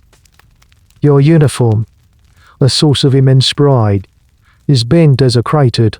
The foul fluids are seeping through the litter, potentially dripping onto your hands. Your tunic, the smell is trapped in the fabric. You are not just carrying a body, you are being contaminated by it. Once inside the basilica, the ordeal is not over. You must carry the body down the long central nave to the spot in front of the main altar, where the catastrophe has been prepared. The interior of the church is vast, but it cannot dissipate the smell. The great, soaring space becomes a container for the stench. The tourists and pilgrims who were inside the church, expecting to witness a moment of high ceremony, are instead met with a scene from a nightmare. They back away, covering their faces, their prayers turning to expressions of shock and disgust. Finally, you reach the catastrophe. With a final, coordinated effort, you and your comrades lift the body and place it on the raised platform. Your part of the duty is done. You can step back. You can finally breathe. But the image, the smell, the sheer physical horror of what you have just been forced to do will stay with you for the rest of your life. You were a Swiss guard, a protector of the Pope. But in the end, you couldn't protect him from this. You just had to carry the evidence of his ultimate betrayal. The body is now in place, resting on a tall, crimson-draped catastrophe directly beneath the magnificent dome of St. Peter's Basilica, designed by Michelangelo. This is the spot where, for 3 days, the faithful are supposed to file past in a solemn, endless river of mourning. This is the centerpiece of the entire funeral rite, and it is an unmitigated disaster. From a distance, a tourist standing at the back of the basilica might not immediately grasp the full extent of the horror. They would see the formation of guards, the flickering candles, the shape of a body lying in state. But as you get closer, the reality becomes brutally clear. The body is a ruin. The discoloration is no longer a subtle tint, it is a shocking, mottled canvas of green, purple, and black. The bloating has reached grotesque proportions, stretching the fine silk of the papal vestments to their breaking point. The serene, ascetic face of Pius XII is gone, replaced by a swollen, distorted mask that is barely recognizable as human. And the smell, the vast, cavernous space of St. Peter's, with its high ceilings and acres of marble, cannot contain it. It settles like a foul blanket over everything. It clings to the tapestries, seeps into the stone. The initial shock among the assembled clergy and dignitaries gives way to frantic, panicked improvisation. The carefully planned ceremony has been thrown out. No, it's all about damage control. The first order of business is to get the body covered. But how the plan was for an open casket viewing. To suddenly close the casket would be an admission of failure, a signal to the world that something is terribly wrong. They are not ready to make that admission yet. So they try to work around the problem. Masters of ceremony, their faces pale and strained, direct attendants to bring more candles, hundreds of them. They surround the catastrophe with a forest of burning wax, hoping the heat and light will create a visual barrier and that the scent of burning wax might help with the odor. It doesn't. It just makes the whole scene flicker and shimmer like a fever dream. Then comes the Battle of the Guards. The traditional honor guard for the lying in state is supposed to be the noble guard, aristocratic laymen in ornate uniforms. They take their positions, but the stench is so overpowering that some of them begin to feel faint. One guard reportedly keels over, completely overcome. The shifts for the honor guard, which are usually 2 hours long, are hastily shortened to just 10 or 15 minutes. It's the only way the men can endure it. There's a constant, hurried rotation of pale-faced guards, marching up to the catastrophe, standing rigidly for a few minutes, and then marching away, looking green and shaken. Here's a small, absurd detail from the chaos. At one point, a team of Vatican workmen is called in. They're tasked to try and clean the stains left on the marble floor during the procession. They work with buckets and mops, a scene of mundane janitorial work taking place in the middle of one of the most sacred rituals of the Catholic Church. It's a surreal juxtaposition of the holy and the horribly profane. The historical debate here is about the decision to even attempt the public viewing. Why did they go through with it? Why didn't they, upon seeing the state of the body upon arrival, immediately take it to a private chamber and cancel the public portion? Some historians argue it was a matter of protocol-induced paralysis. The plan said 3 days of lying in state in St. Peter's, and no one in the chaotic chain of command had the authority or the nerve to unilaterally cancel it. To do so would have been an unprecedented break with tradition. A more cynical view suggests it was about appearances. Cancelling the viewing would have created a global scandal instantly. They hoped, against all evidence, that they could somehow manage the situation, that from a distance, the crowds wouldn't notice. They chose to risk the horror of the viewing over the certainty of the scandal that would come from cancelling it. They chose poorly. The public, who had been waiting for hours, are finally allowed to enter the basilica. The line shuffles forward, a great, somber snake of humanity. As they approach the catafalque, a wave of confusion and disgust ripples through the crowd. People gasp. They cover their noses with handkerchiefs. Some turn away, unable to look. Children begin to cry. The atmosphere of reverent mourning coalesces into one of shock, morbid fascination. The final, dignified farewell between a pope and his people has been transformed into a grotesque public spectacle. The Vatican's worst nightmare is happening, in slow motion, in the heart of its most sacred space. The official strategy, if you can call it that, is one of denial and distraction.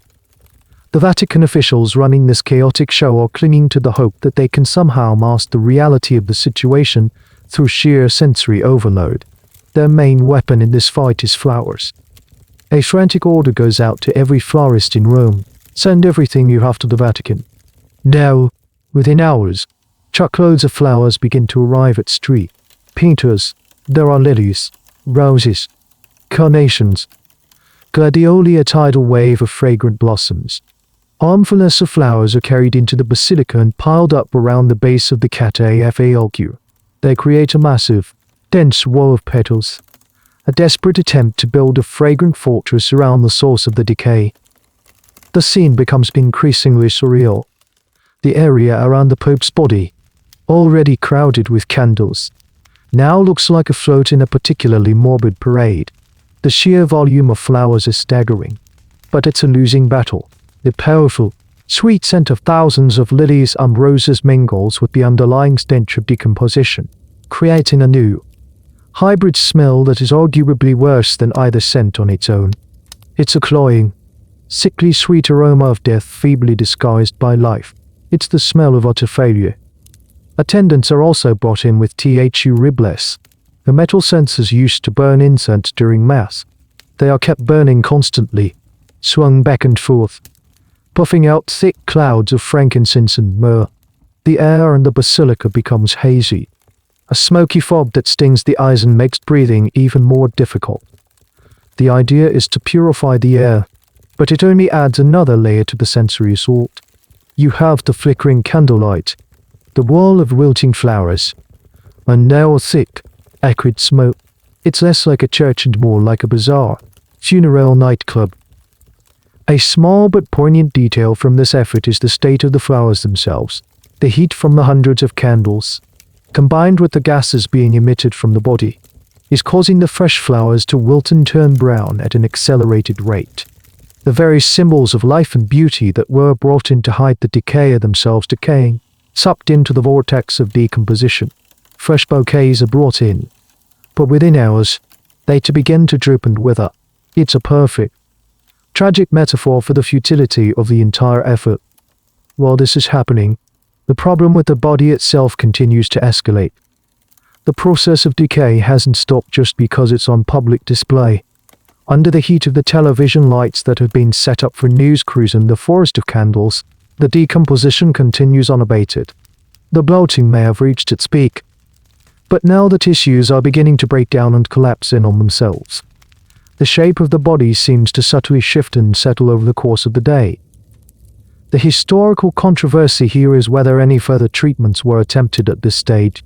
Did Galeazzi-Lisi, or anyone else, try to intervene? Some more lurid accounts suggest that Vatican staff, in a desperate attempt to deal with the ongoing liquefaction, placed layers of absorbent material, like lime or sawdust, inside the Pope's vestments, beneath the body on the catafalque. The aim would have been to soak up any further leakage and perhaps reduce the smell. There is no official confirmation of this, and it remains in the realm of horrified speculation. But it speaks to the level of desperation they must have been feeling. They were no longer following any protocol, they were just trying to survive the next 10 minutes. The most shocking thing is that they keep the viewing open. The line of mourners continues to shuffle past. The guards continue their rapid, nauseated rotations. The officials continue to stand by with their strained, waxen faces. They are all trapped in this public performance of a dignity that no longer exists. They are all complicit in the farce, bound by a sense of duty and a terror of what might happen if they were to stop. They are all praying for the 3 days to be over, for the moment they can finally, mercifully, close the lid on this disaster. But they still have a long way to go. Now, let's step out of the inner circle of panicked officials and into the shoes of someone this whole ceremony is for. You are a pilgrim. Let's call you Maria. You're a devout Catholic from a small village in the Abruzzo region. You've saved up for this trip. Pope Pius XII has been the only pope you've ever really known, a distant, saintly figure whose voice you've heard on the radio and whose picture hangs in your home. When you heard of his death, you felt a profound sense of loss. You knew you had to come to Rome to pay your respects. You stood in line for hours under the Roman sun, shuffling forward in a massive, silent crowd that snakes all the way across St. Peter's Square. The mood in the line is somber and reverent. People murmur prayers, cut rosaries. There's a sense of shared community, of being part of a great historical moment. You feel a thrill of anticipation as you finally step out of the bright sunlight and into the cool, cavernous interior of the basilica. The first thing that hits you is the sheer scale of the place. The dome soars above you like the heavens themselves. Your eyes are drawn towards the center of the church, to the blaze of candlelight and the cluster of guards around the catafalque. But then the second thing hits you: the smell. It's confusing at first. It's a thick, heady miasma of incense, wilting flowers, and something else. Something deeply unpleasant that you can't quite identify. You see others in the line wrinkling their noses, whispering to each other. An old woman in front of you pulls her black shawl up over her face. The air of reverence is now tinged with a strange, apprehensive curiosity. What is going on? As the line inches forward, you get closer. The details, which were indistinct from the back of the church, now swim into focus. You see the sheer, almost absurd, quantity of flowers. You see the strained, pale faces of the Swiss guards. You notice how quickly they are being rotated out, their replacements marching in with a grim, determined look. Something is wrong. The beautiful, solemn ceremony you had imagined is being overshadowed by a palpable sense of tension. Finally, it's your turn. You are standing just a few feet from the catafalque. You look up at the body of the Holy Father, and your heart sinks. This is not the peaceful, sleeping figure you expected. The man lying there is swollen and discolored. His face is a distorted, purplish mask. He looks ruined. A gasp escapes your lips before you can stop it. The person next to you makes a small, choke sound. The whole carefully constructed illusion of papal dignity shatters in an instant. You are not witnessing a holy death, you are witnessing a grotesque spectacle of decay. Here's a small detail that captures the psychological impact. Many who were there reported a sense of profound disillusionment. Their faith wasn't shaken in God, but in the institution. The church was supposed to be perfect, orderly, unmajestic. This was chaotic, horrifying, and profoundly human in the worst possible way.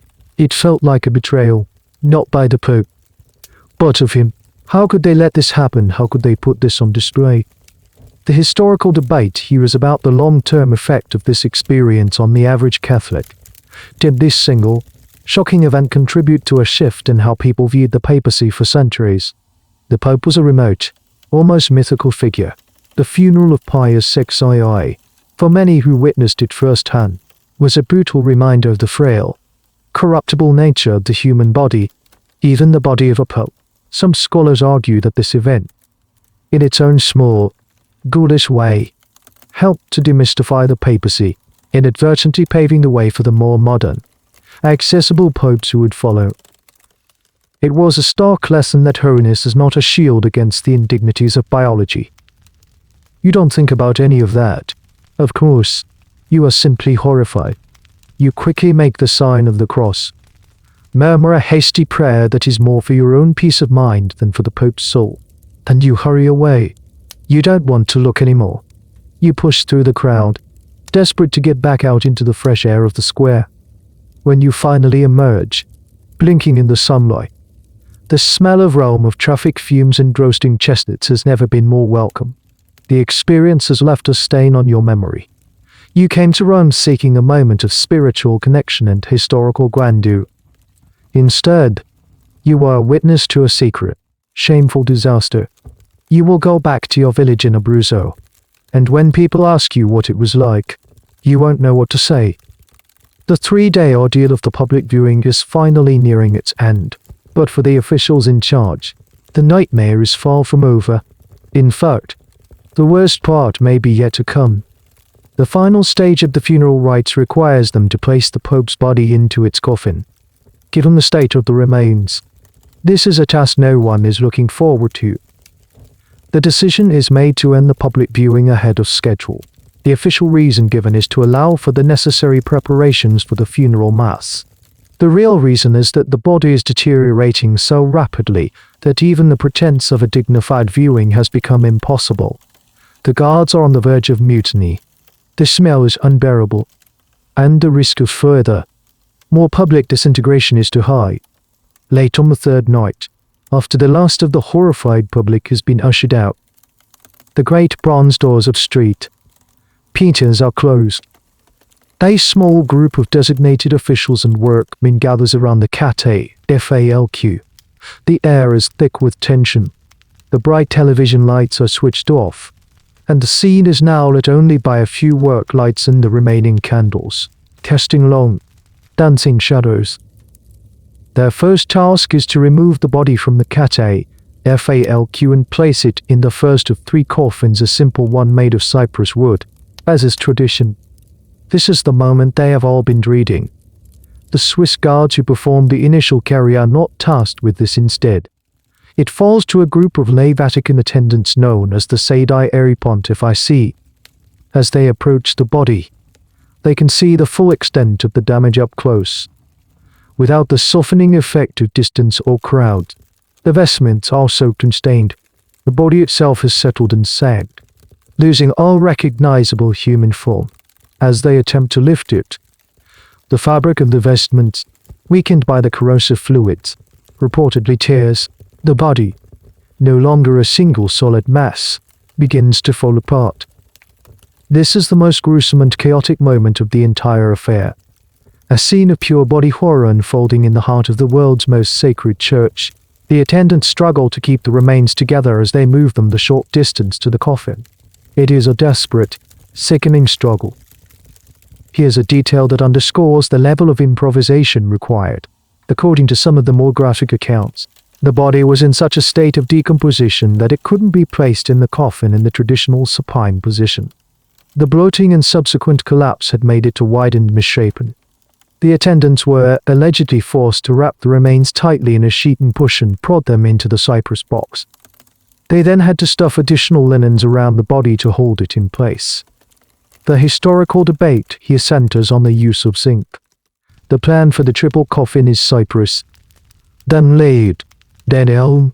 However, many sources claim that at this point, an emergency fourth coffin, or at least a liner made of zinc, was hastily brought in.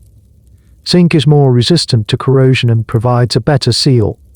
This break with tradition suggests the officials were terrified of the body continuing to decompose and potentially bursting its leadened wood enclosures over time. They needed a more permanent, more secure containment solution. They weren't just burying a pope, they were containing a biohazard. Once the remains are finally, mercifully, sealed within the first coffin, a collective sigh of relief ripples through the small group. The visual horror is over. The smell is contained. The lid is hammered shut. A simple scroll, the Rogi II, detailing the life and pontificate of Pius XII, is placed inside with the body. The cypress coffin is then placed inside the larger lead casket. The lid of the lead casket is soldered shut by Vatican workmen, the flame of the torch hissing in the vast silence of the basilica. This is a crucial, symbolic moment. The body is now sealed away from the world forever. The sound of the soldering iron is the sound of the scandal being locked away. Finally, this leaden cypress box is placed within the grand outer coffin of polished elm. The Pope's personal coat of arms is affixed to the lid. The ordeal is over. The shapeless horror that had been lying in state for 3 days is now neatly packaged in a series of traditional, dignified boxes. The evidence has been hidden. They now had a proper, respectable coffin, ready for the final funeral mass. The relief among the officials is immense. They have survived, but the story is far from over. The scandal has been contained, but it's about to explode onto the world stage in a completely different way. The funeral mass is held in St. Peter's Square, with the body now safely sealed in its triple coffin. A sense of order and decorum is finally restored. The ceremony is grand, solemn, and flawless. Cardinals in magnificent robes conduct the ancient Latin rites. Choirs sing celestial music. Dignitaries from all over the world, presidents, prime ministers, and royalty are in attendance, their faces models of respectful grief. The television cameras broadcast the majestic spectacle to a global audience. From the outside, it looks like the Vatican has recovered beautifully. It's a masterclass in liturgical pomp and circumstance. But behind the scenes, the story is just beginning to break. The thousands of people who witnessed the horror in St. Peter's Basilica, the pilgrims, the tourists, the Roman locals are talking. The Swiss guards are talking to their families. The Vatican workmen are talking to their friends in the local trattorias. The story of the disastrous embalming, the stench, and the decomposing body is spreading through Rome not as a rumor, but as a confirmed, first-hand account. The international press, which had been largely respectful up to this point, starts to pick up the scent. And first, the reports are cautious, couched in diplomatic language. Phrases like difficulties with the preservation process or an unfortunate incident during the lying in state begin to appear in Italian and French newspapers. The journalists are testing the waters, seeing how the Vatican will react. The Vatican's response is a wall of stony silence. No comment. This, of course, only fuels the speculation. The lack of denial is taken as a confirmation. The story starts to gain traction. Time magazine, one of the most powerful media outlets in the world, runs a story that, while still circumspect, lays out the basic facts of the failed procedure. It describes the unpleasant experience of the honor guards and the unforeseen chemical reactions. The scandal is no longer a local Roman horror story, it's international news. And this is where Galeazzi-Lisi's final, ultimate betrayal comes into play. He sees the growing media storm not as a source of shame, but as a financial opportunity.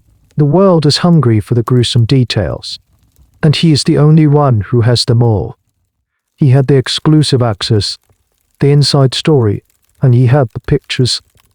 Remember the clandestine photos he had his accomplice take in the moments after the Pope's death. Now is the time to cash them in.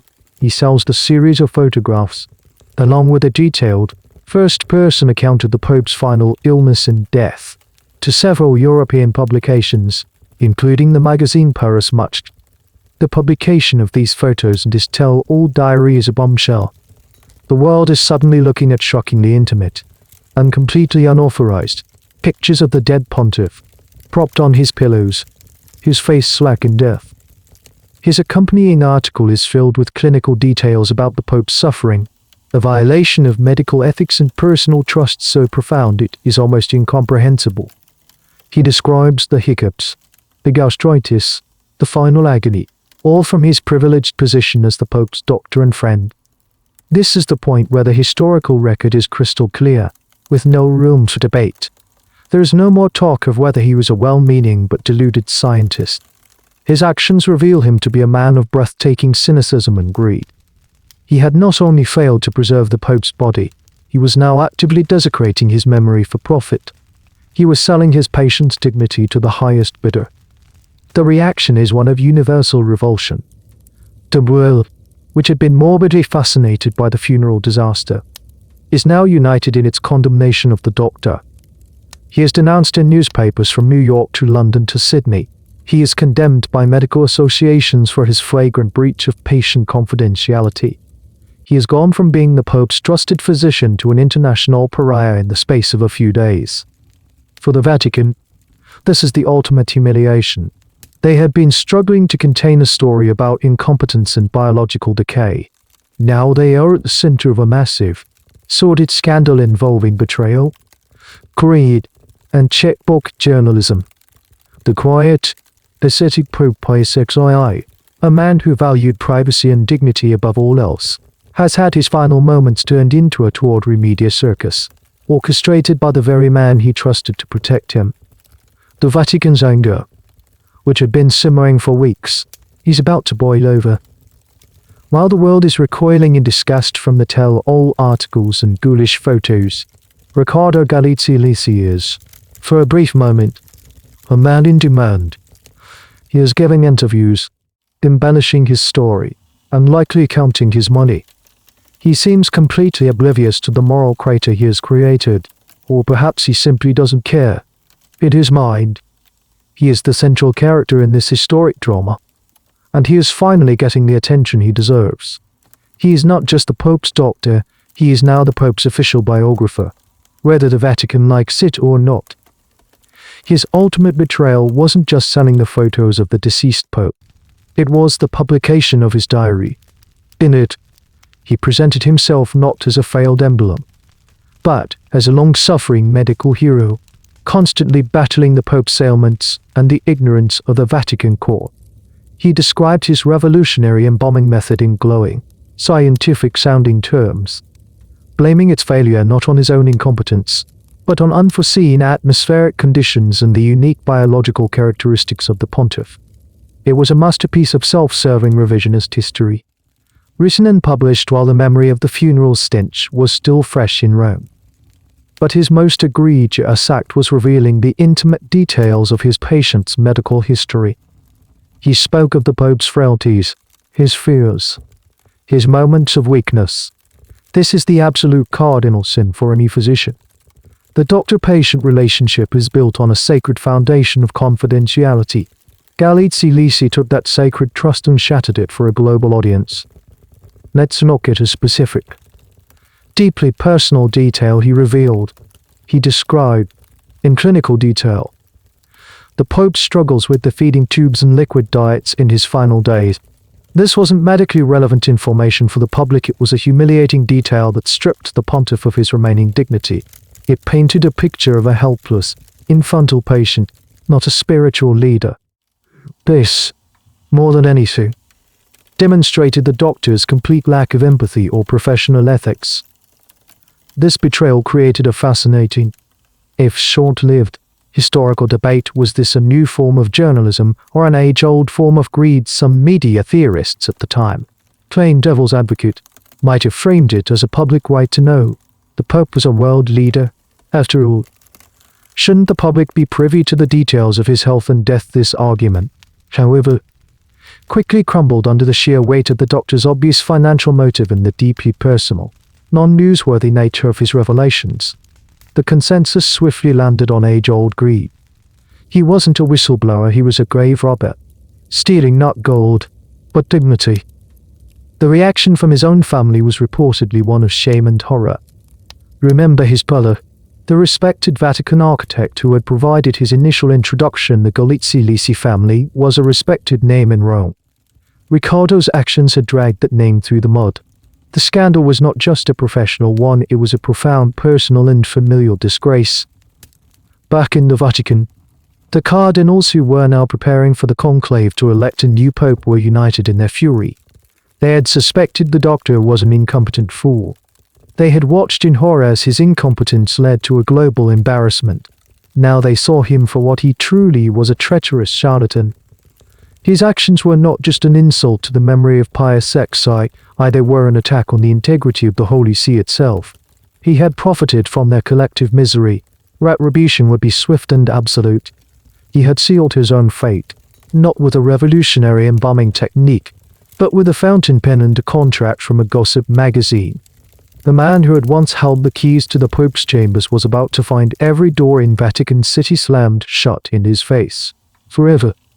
The Vatican moves slowly, but when it moves with unified purpose, its power is absolute. The conclave to elect the next pope was underway, a period of intense focus on secrecy. But even amidst this most crucial of tasks, the assembled cardinals took the time to address the festering wound of Riccardo Galeazzi-Lisi. The man's betrayal could not go unanswered. The honor of the papacy had to be defended. The decision was swift, unanimous, and crushing. The College of Cardinals, in its capacity as the governing body of the Church during the said vacancy, issued a formal decree. Riccardo Galeazzi-Lisi was to be banished from the sovereign territory of Vatican City for life. This wasn't just firing him from a job he no longer held. This was a modern-day excommunication from the physical state, a formal declaration that he was a persona non grata of the highest order. He was also officially stripped of his title as Archietra Pontificio. His name was to be struck from the Vatican's official directories. It was an attempt to erase him from their history, to treat him as if he had never existed. Furthermore, the Italian Medical Association, under immense pressure and out of its own sense of outrage, initiated proceedings to have him disbarred, to strip him of his license to practice medicine in Italy. His professional life was over. Imagine the scene. Galeazzi-Lisi, who just days before had been giving self-important interviews, is now facing total ruin. He is publicly and formally condemned by the very institution he had sought to master. He is an outcast. The decree of banishment meant he could never again set foot inside St. Peter's Basilica, never walk through the Vatican gardens, never enter the city-state whose innermost sanctum he had once controlled. For a Roman, this was a particularly cutting form of exile. Here's a small detail that illustrates the depth of the Vatican's fury. The ban was absolute and without appeal. It was communicated not through a polite letter, but through a cold, formal announcement that was published for the world to see. It was a public shaming, a deliberate and calculated act designed to destroy his reputation completely. The Vatican was sending a message: betrayal of this magnitude will be met with institutional annihilation. The conclave concluded on October 28, with the election of Cardinal Angelo Roncalli, who took the name Pope John XXIII. He was a very different man from Pius XII, warm, pastoral, and down to earth. He was seen as a transitional, caretaker pope, but he would go on to convene the Second Vatican Council and revolutionize the Church. One of his very first unwritten orders of business was to clean up the mess left by his predecessor's funeral.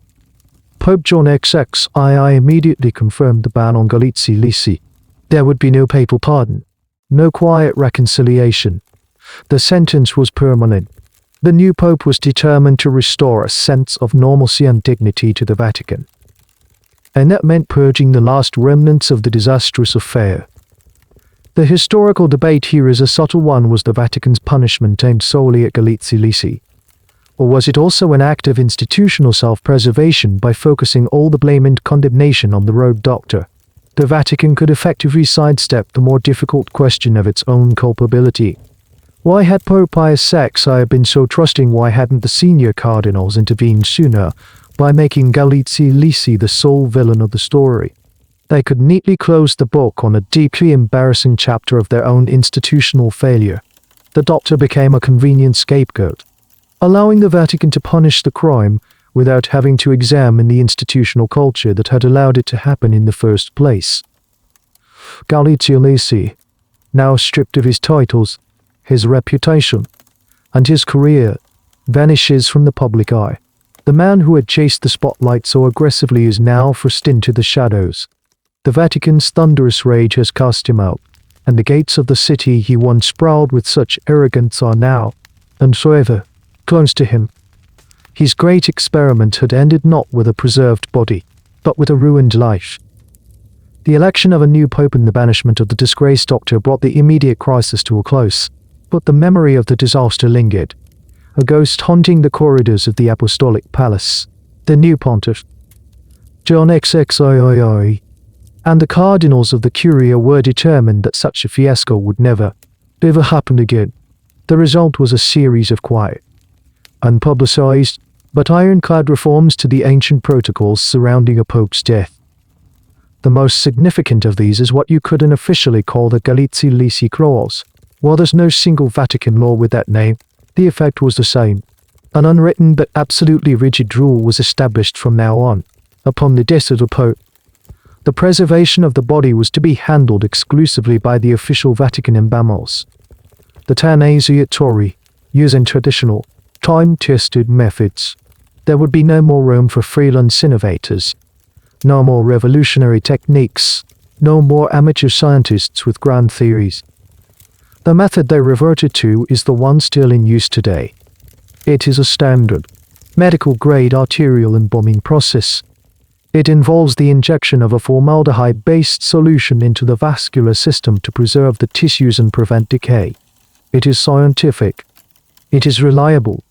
And it is, ironically, the very barbaric and invasive procedure that Galeazzi-Lisi had so arrogantly dismissed. The Vatican had learned a very hard lesson when it comes to fighting decomposition. Stick with what works. This new, unspoken rule was put to the test when Pope John XXII himself died in 1963, less than 5 years after Pius XII. The moment he passed away, the new protocol was enacted flawlessly. The professional embalmers work all in immediately. They performed their work quickly, discreetly, and effectively. When John XXII's body was put on display in St. Peter's Basilica, he looked peaceful and serene. There were no strange colors, no bloating, no foul odors. The dignity of the process was restored. The ghost of 1958 had been exorcised. A small but interesting detail of this reform concerns the role of the papal physician. The position of Pontiff was retained, but its power was implicitly curtailed. Never again would a single doctor be allowed to wield such absolute, unchecked authority over the Pope's health and, crucially, his death. A system of checks and balances, of mandatory consultations with other specialists, became the norm. The age of the lone medical gatekeeper was over. The historical debate here focuses on the tension between tradition and modernity in the Vatican. The entire Galeazzi-Lisi affair was born out of Pope Pius XII's fascination with modernity and his desire to embrace new, scientific things. He saw the old ways of embalming as antiquated. His successor, John XXIII, while famous for modernizing the Church's theology with Vatican II, took the opposite approach in this one, very specific area. He recognized that sometimes, tradition isn't just about ceremony, it's about accumulated wisdom. The ancient rituals and the families of embalmers who had served the Vatican for centuries knew the challenges of the Roman climate. They had a practical, hands-on knowledge that the modern theories of a charlatan could not replace. So the enduring legacy of this whole bizarre episode is a quiet, procedural one. It's found in the fine print of the Vatican's Book of Rituals. It's a cautionary tale that is likely told to every new member of the papal household. It ensured that all subsequent popes Paul VI, John Paul II, Benedict XVI would have peaceful and dignified funerals, their bodies properly cared for by competent professionals. The greatest irony is that Riccardo Galeazzi-Lisi, a man who wanted to make his mark on history as a great innovator, did succeed in changing the Vatican forever. Just not in the way he intended. His colossal world historical failure became the catalyst for a reform that guaranteed no one would ever be allowed to fail so spectacularly again. His legacy is not a preserved body, but a preserved protocol. It's a legacy of how not to do it. The permanent, unwritten addendum to the laws of the Church. A clause written in the invisible ink of humiliation. With the procedural reforms in place, the practical legacy of the disaster was settled. But what about the historical legacy of the man at the center of it all? Pope Pius XII, how did this grotesque epilogue affect the way the world remembered his long and complex papacy?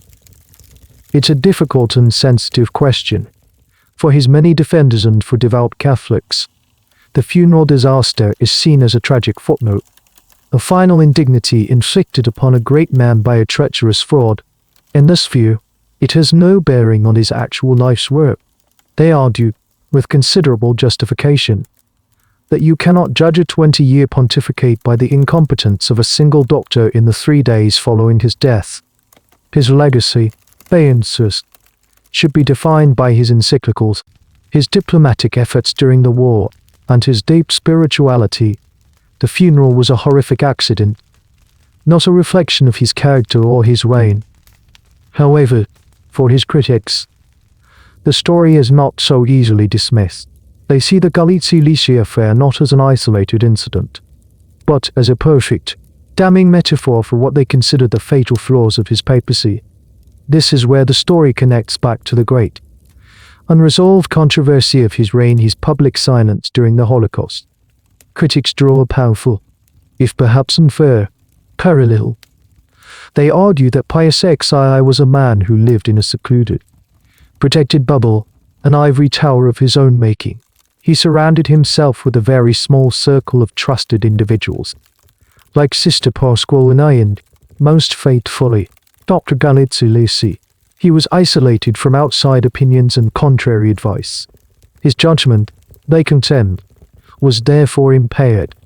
His decision to trust an obvious charlatan with his body is seen as a symptom of the same prejudgment that led him to trust in quiet, back-channel diplomacy instead of loud. In this critical view, the disastrous funeral becomes a symbol of a papacy that prioritized internal decorum and misplaced faith in flawed individuals over clear, decisive action. The story of him placing his absolute trust in a man who was so obviously unqualified is, for them, a reflection of a leader out of touch with the grim realities of the world outside his palace walls. Here's a small but telling detail after the disaster. Jokes and dark humor about the exploding pope became common in Rome and beyond. This kind of gallows humor, while crude, is often a way for the public to process a shocking or taboo event. It served to permanently weld the image of the funeral fiasco to the memory of Pius XII in the popular imagination. For many people, even today, if they know only one thing about him, it's the story of his disastrous burial. The historical debate over Pius XII's legacy remains one of the most contentious in modern church history. And the funeral story is a piece of evidence that both sides try to use. His defenders say, "Look at this final act of betrayal he suffered, a testament to his trusting nature." His detractors say, "Look at this catastrophic failure of judgment, a testament to his isolation and poor decision-making." Ultimately, the truth is that this single, bizarre event has cast a long and unfortunate shadow over a complex historical figure. It has, for better or worse, become part of his story. It doesn't erase his decades of work, his writings, or the ongoing debate about his wartime actions, but it does add a final, tragicomic chapter that is impossible to ignore. It ensures that any discussion of his life will, at some point, have to contend with the story of his death. He was a pope who sought a legacy of spiritual dignity and princely authority, through a cruel twist of fate and a terrible choice in friends. He also ended up with a legacy that smells faintly of wilted flowers, incense, and decay. And so, what becomes of the villain of our story? What happens to the man who chased history, caught it by the tail, only to be dragged through the mud? Our journey ends where it began, with the strange, ambitious figure of Dr. Riccardo Galeazzi-Lisi. After his public banishment and professional ruin, he simply vanishes. He falls from the world stage with a stunning finality. The magazines that once paid him handsomely for his story now wouldn't even print his obituary. He retreats into a life of forced, bitter obscurity in his apartment in Rome. You can picture him there, a man who once walked the most sacred corridors of power, now confined to a few rooms, surrounded by the ghosts of his own colossal failure. He is a pariah in his own city. In the tight-knit social circles of Rome, he is a notorious figure. Old friends cross the street to avoid him. He is no longer invited to dinner parties or academic conferences. He has become a walking embarrassment, a man whose name is synonymous with disgrace. The eye doctor who once treated a pope can no longer find a patient. Here's a final, strange little detail about his life in exile. It is said that he never wavered in his belief that his method was brilliant. He spent his final years surrounded by his books and notes, reportedly writing a long, unpublished manuscript furiously defending his actions. He wasn't trying to apologize, he was trying to prove that the world was wrong and he was right. He believed that history would eventually vindicate him, that future scientists would one day stumble upon his genius. He died convinced, not of his failure, but that he was a misunderstood pioneer, a Galileo of embalming. This, of course, leads to the final, unanswerable historical debate of our story. What was truly going on in his mind? Did he feel any remorse in the quiet of the night? Did he ever feel a pang of guilt for the betrayal of his friend and patient? The Pope, was his narcissism so complete, so absolute, that it formed an impenetrable shield against any sense of shame? Was he a tragic figure, trapped in his own delusions? Or simply a sociopath who didn't care about the damage he had caused? We can never know. We can only look at the evidence and wonder. Riccardo Galeazzi-Lisi died in January of 1916, just over a decade after the funeral that made him infamous. There was no grand ceremony, no tolling of bells, no global media attention. His death was as quiet and unnoticed as the Pope's had been loud and catastrophic. It was a silent, lonely end for a man who had made so much noise. He had desperately wanted to attach his name to the legacy of a great man, and in a way, he succeeded. The names of Pius XII and Galeazzi-Lisi are now forever linked in the annals of history, but as a cautionary tale, a tragedy, and a very, very dark comedy. And so, the story fades, the figures of the frail Pope, the arrogant doctor, and the horrified guards all dissolve back into the mists of history. The great, echoing space of St. Peter's Basilica grows quiet now, the scent of incense and decay long since scattered to the winds. The tolling bells fall silent, their echoes absorbed by the soft fabric of the night. The story is over. Its players return to their dusty place in the books on the shelf. Let the details of this strange, sad tale begin to soften and blur at the edges. Let them become part of the gentle current that is carrying you now towards sleep. The flickering of the candles, the hushed whispers in the corridors, the slow procession through the ancient city. They are all just murmurs now, distant sounds from another world. Feel the weight of the day lifting from your shoulders, replaced by the comforting weight of your blanket. Your breathing deepens, slowing to a steady, quiet rhythm, like the tide receding from the shore. There are no more stories to be told tonight, no more scandals to uncover. There is only the stillness of your room, the soft hum of the air around you, and the peaceful, welcoming quiet of the journey you are about to take into your own dreams. Let go of it all now. Just rest. The end of the article. Good night.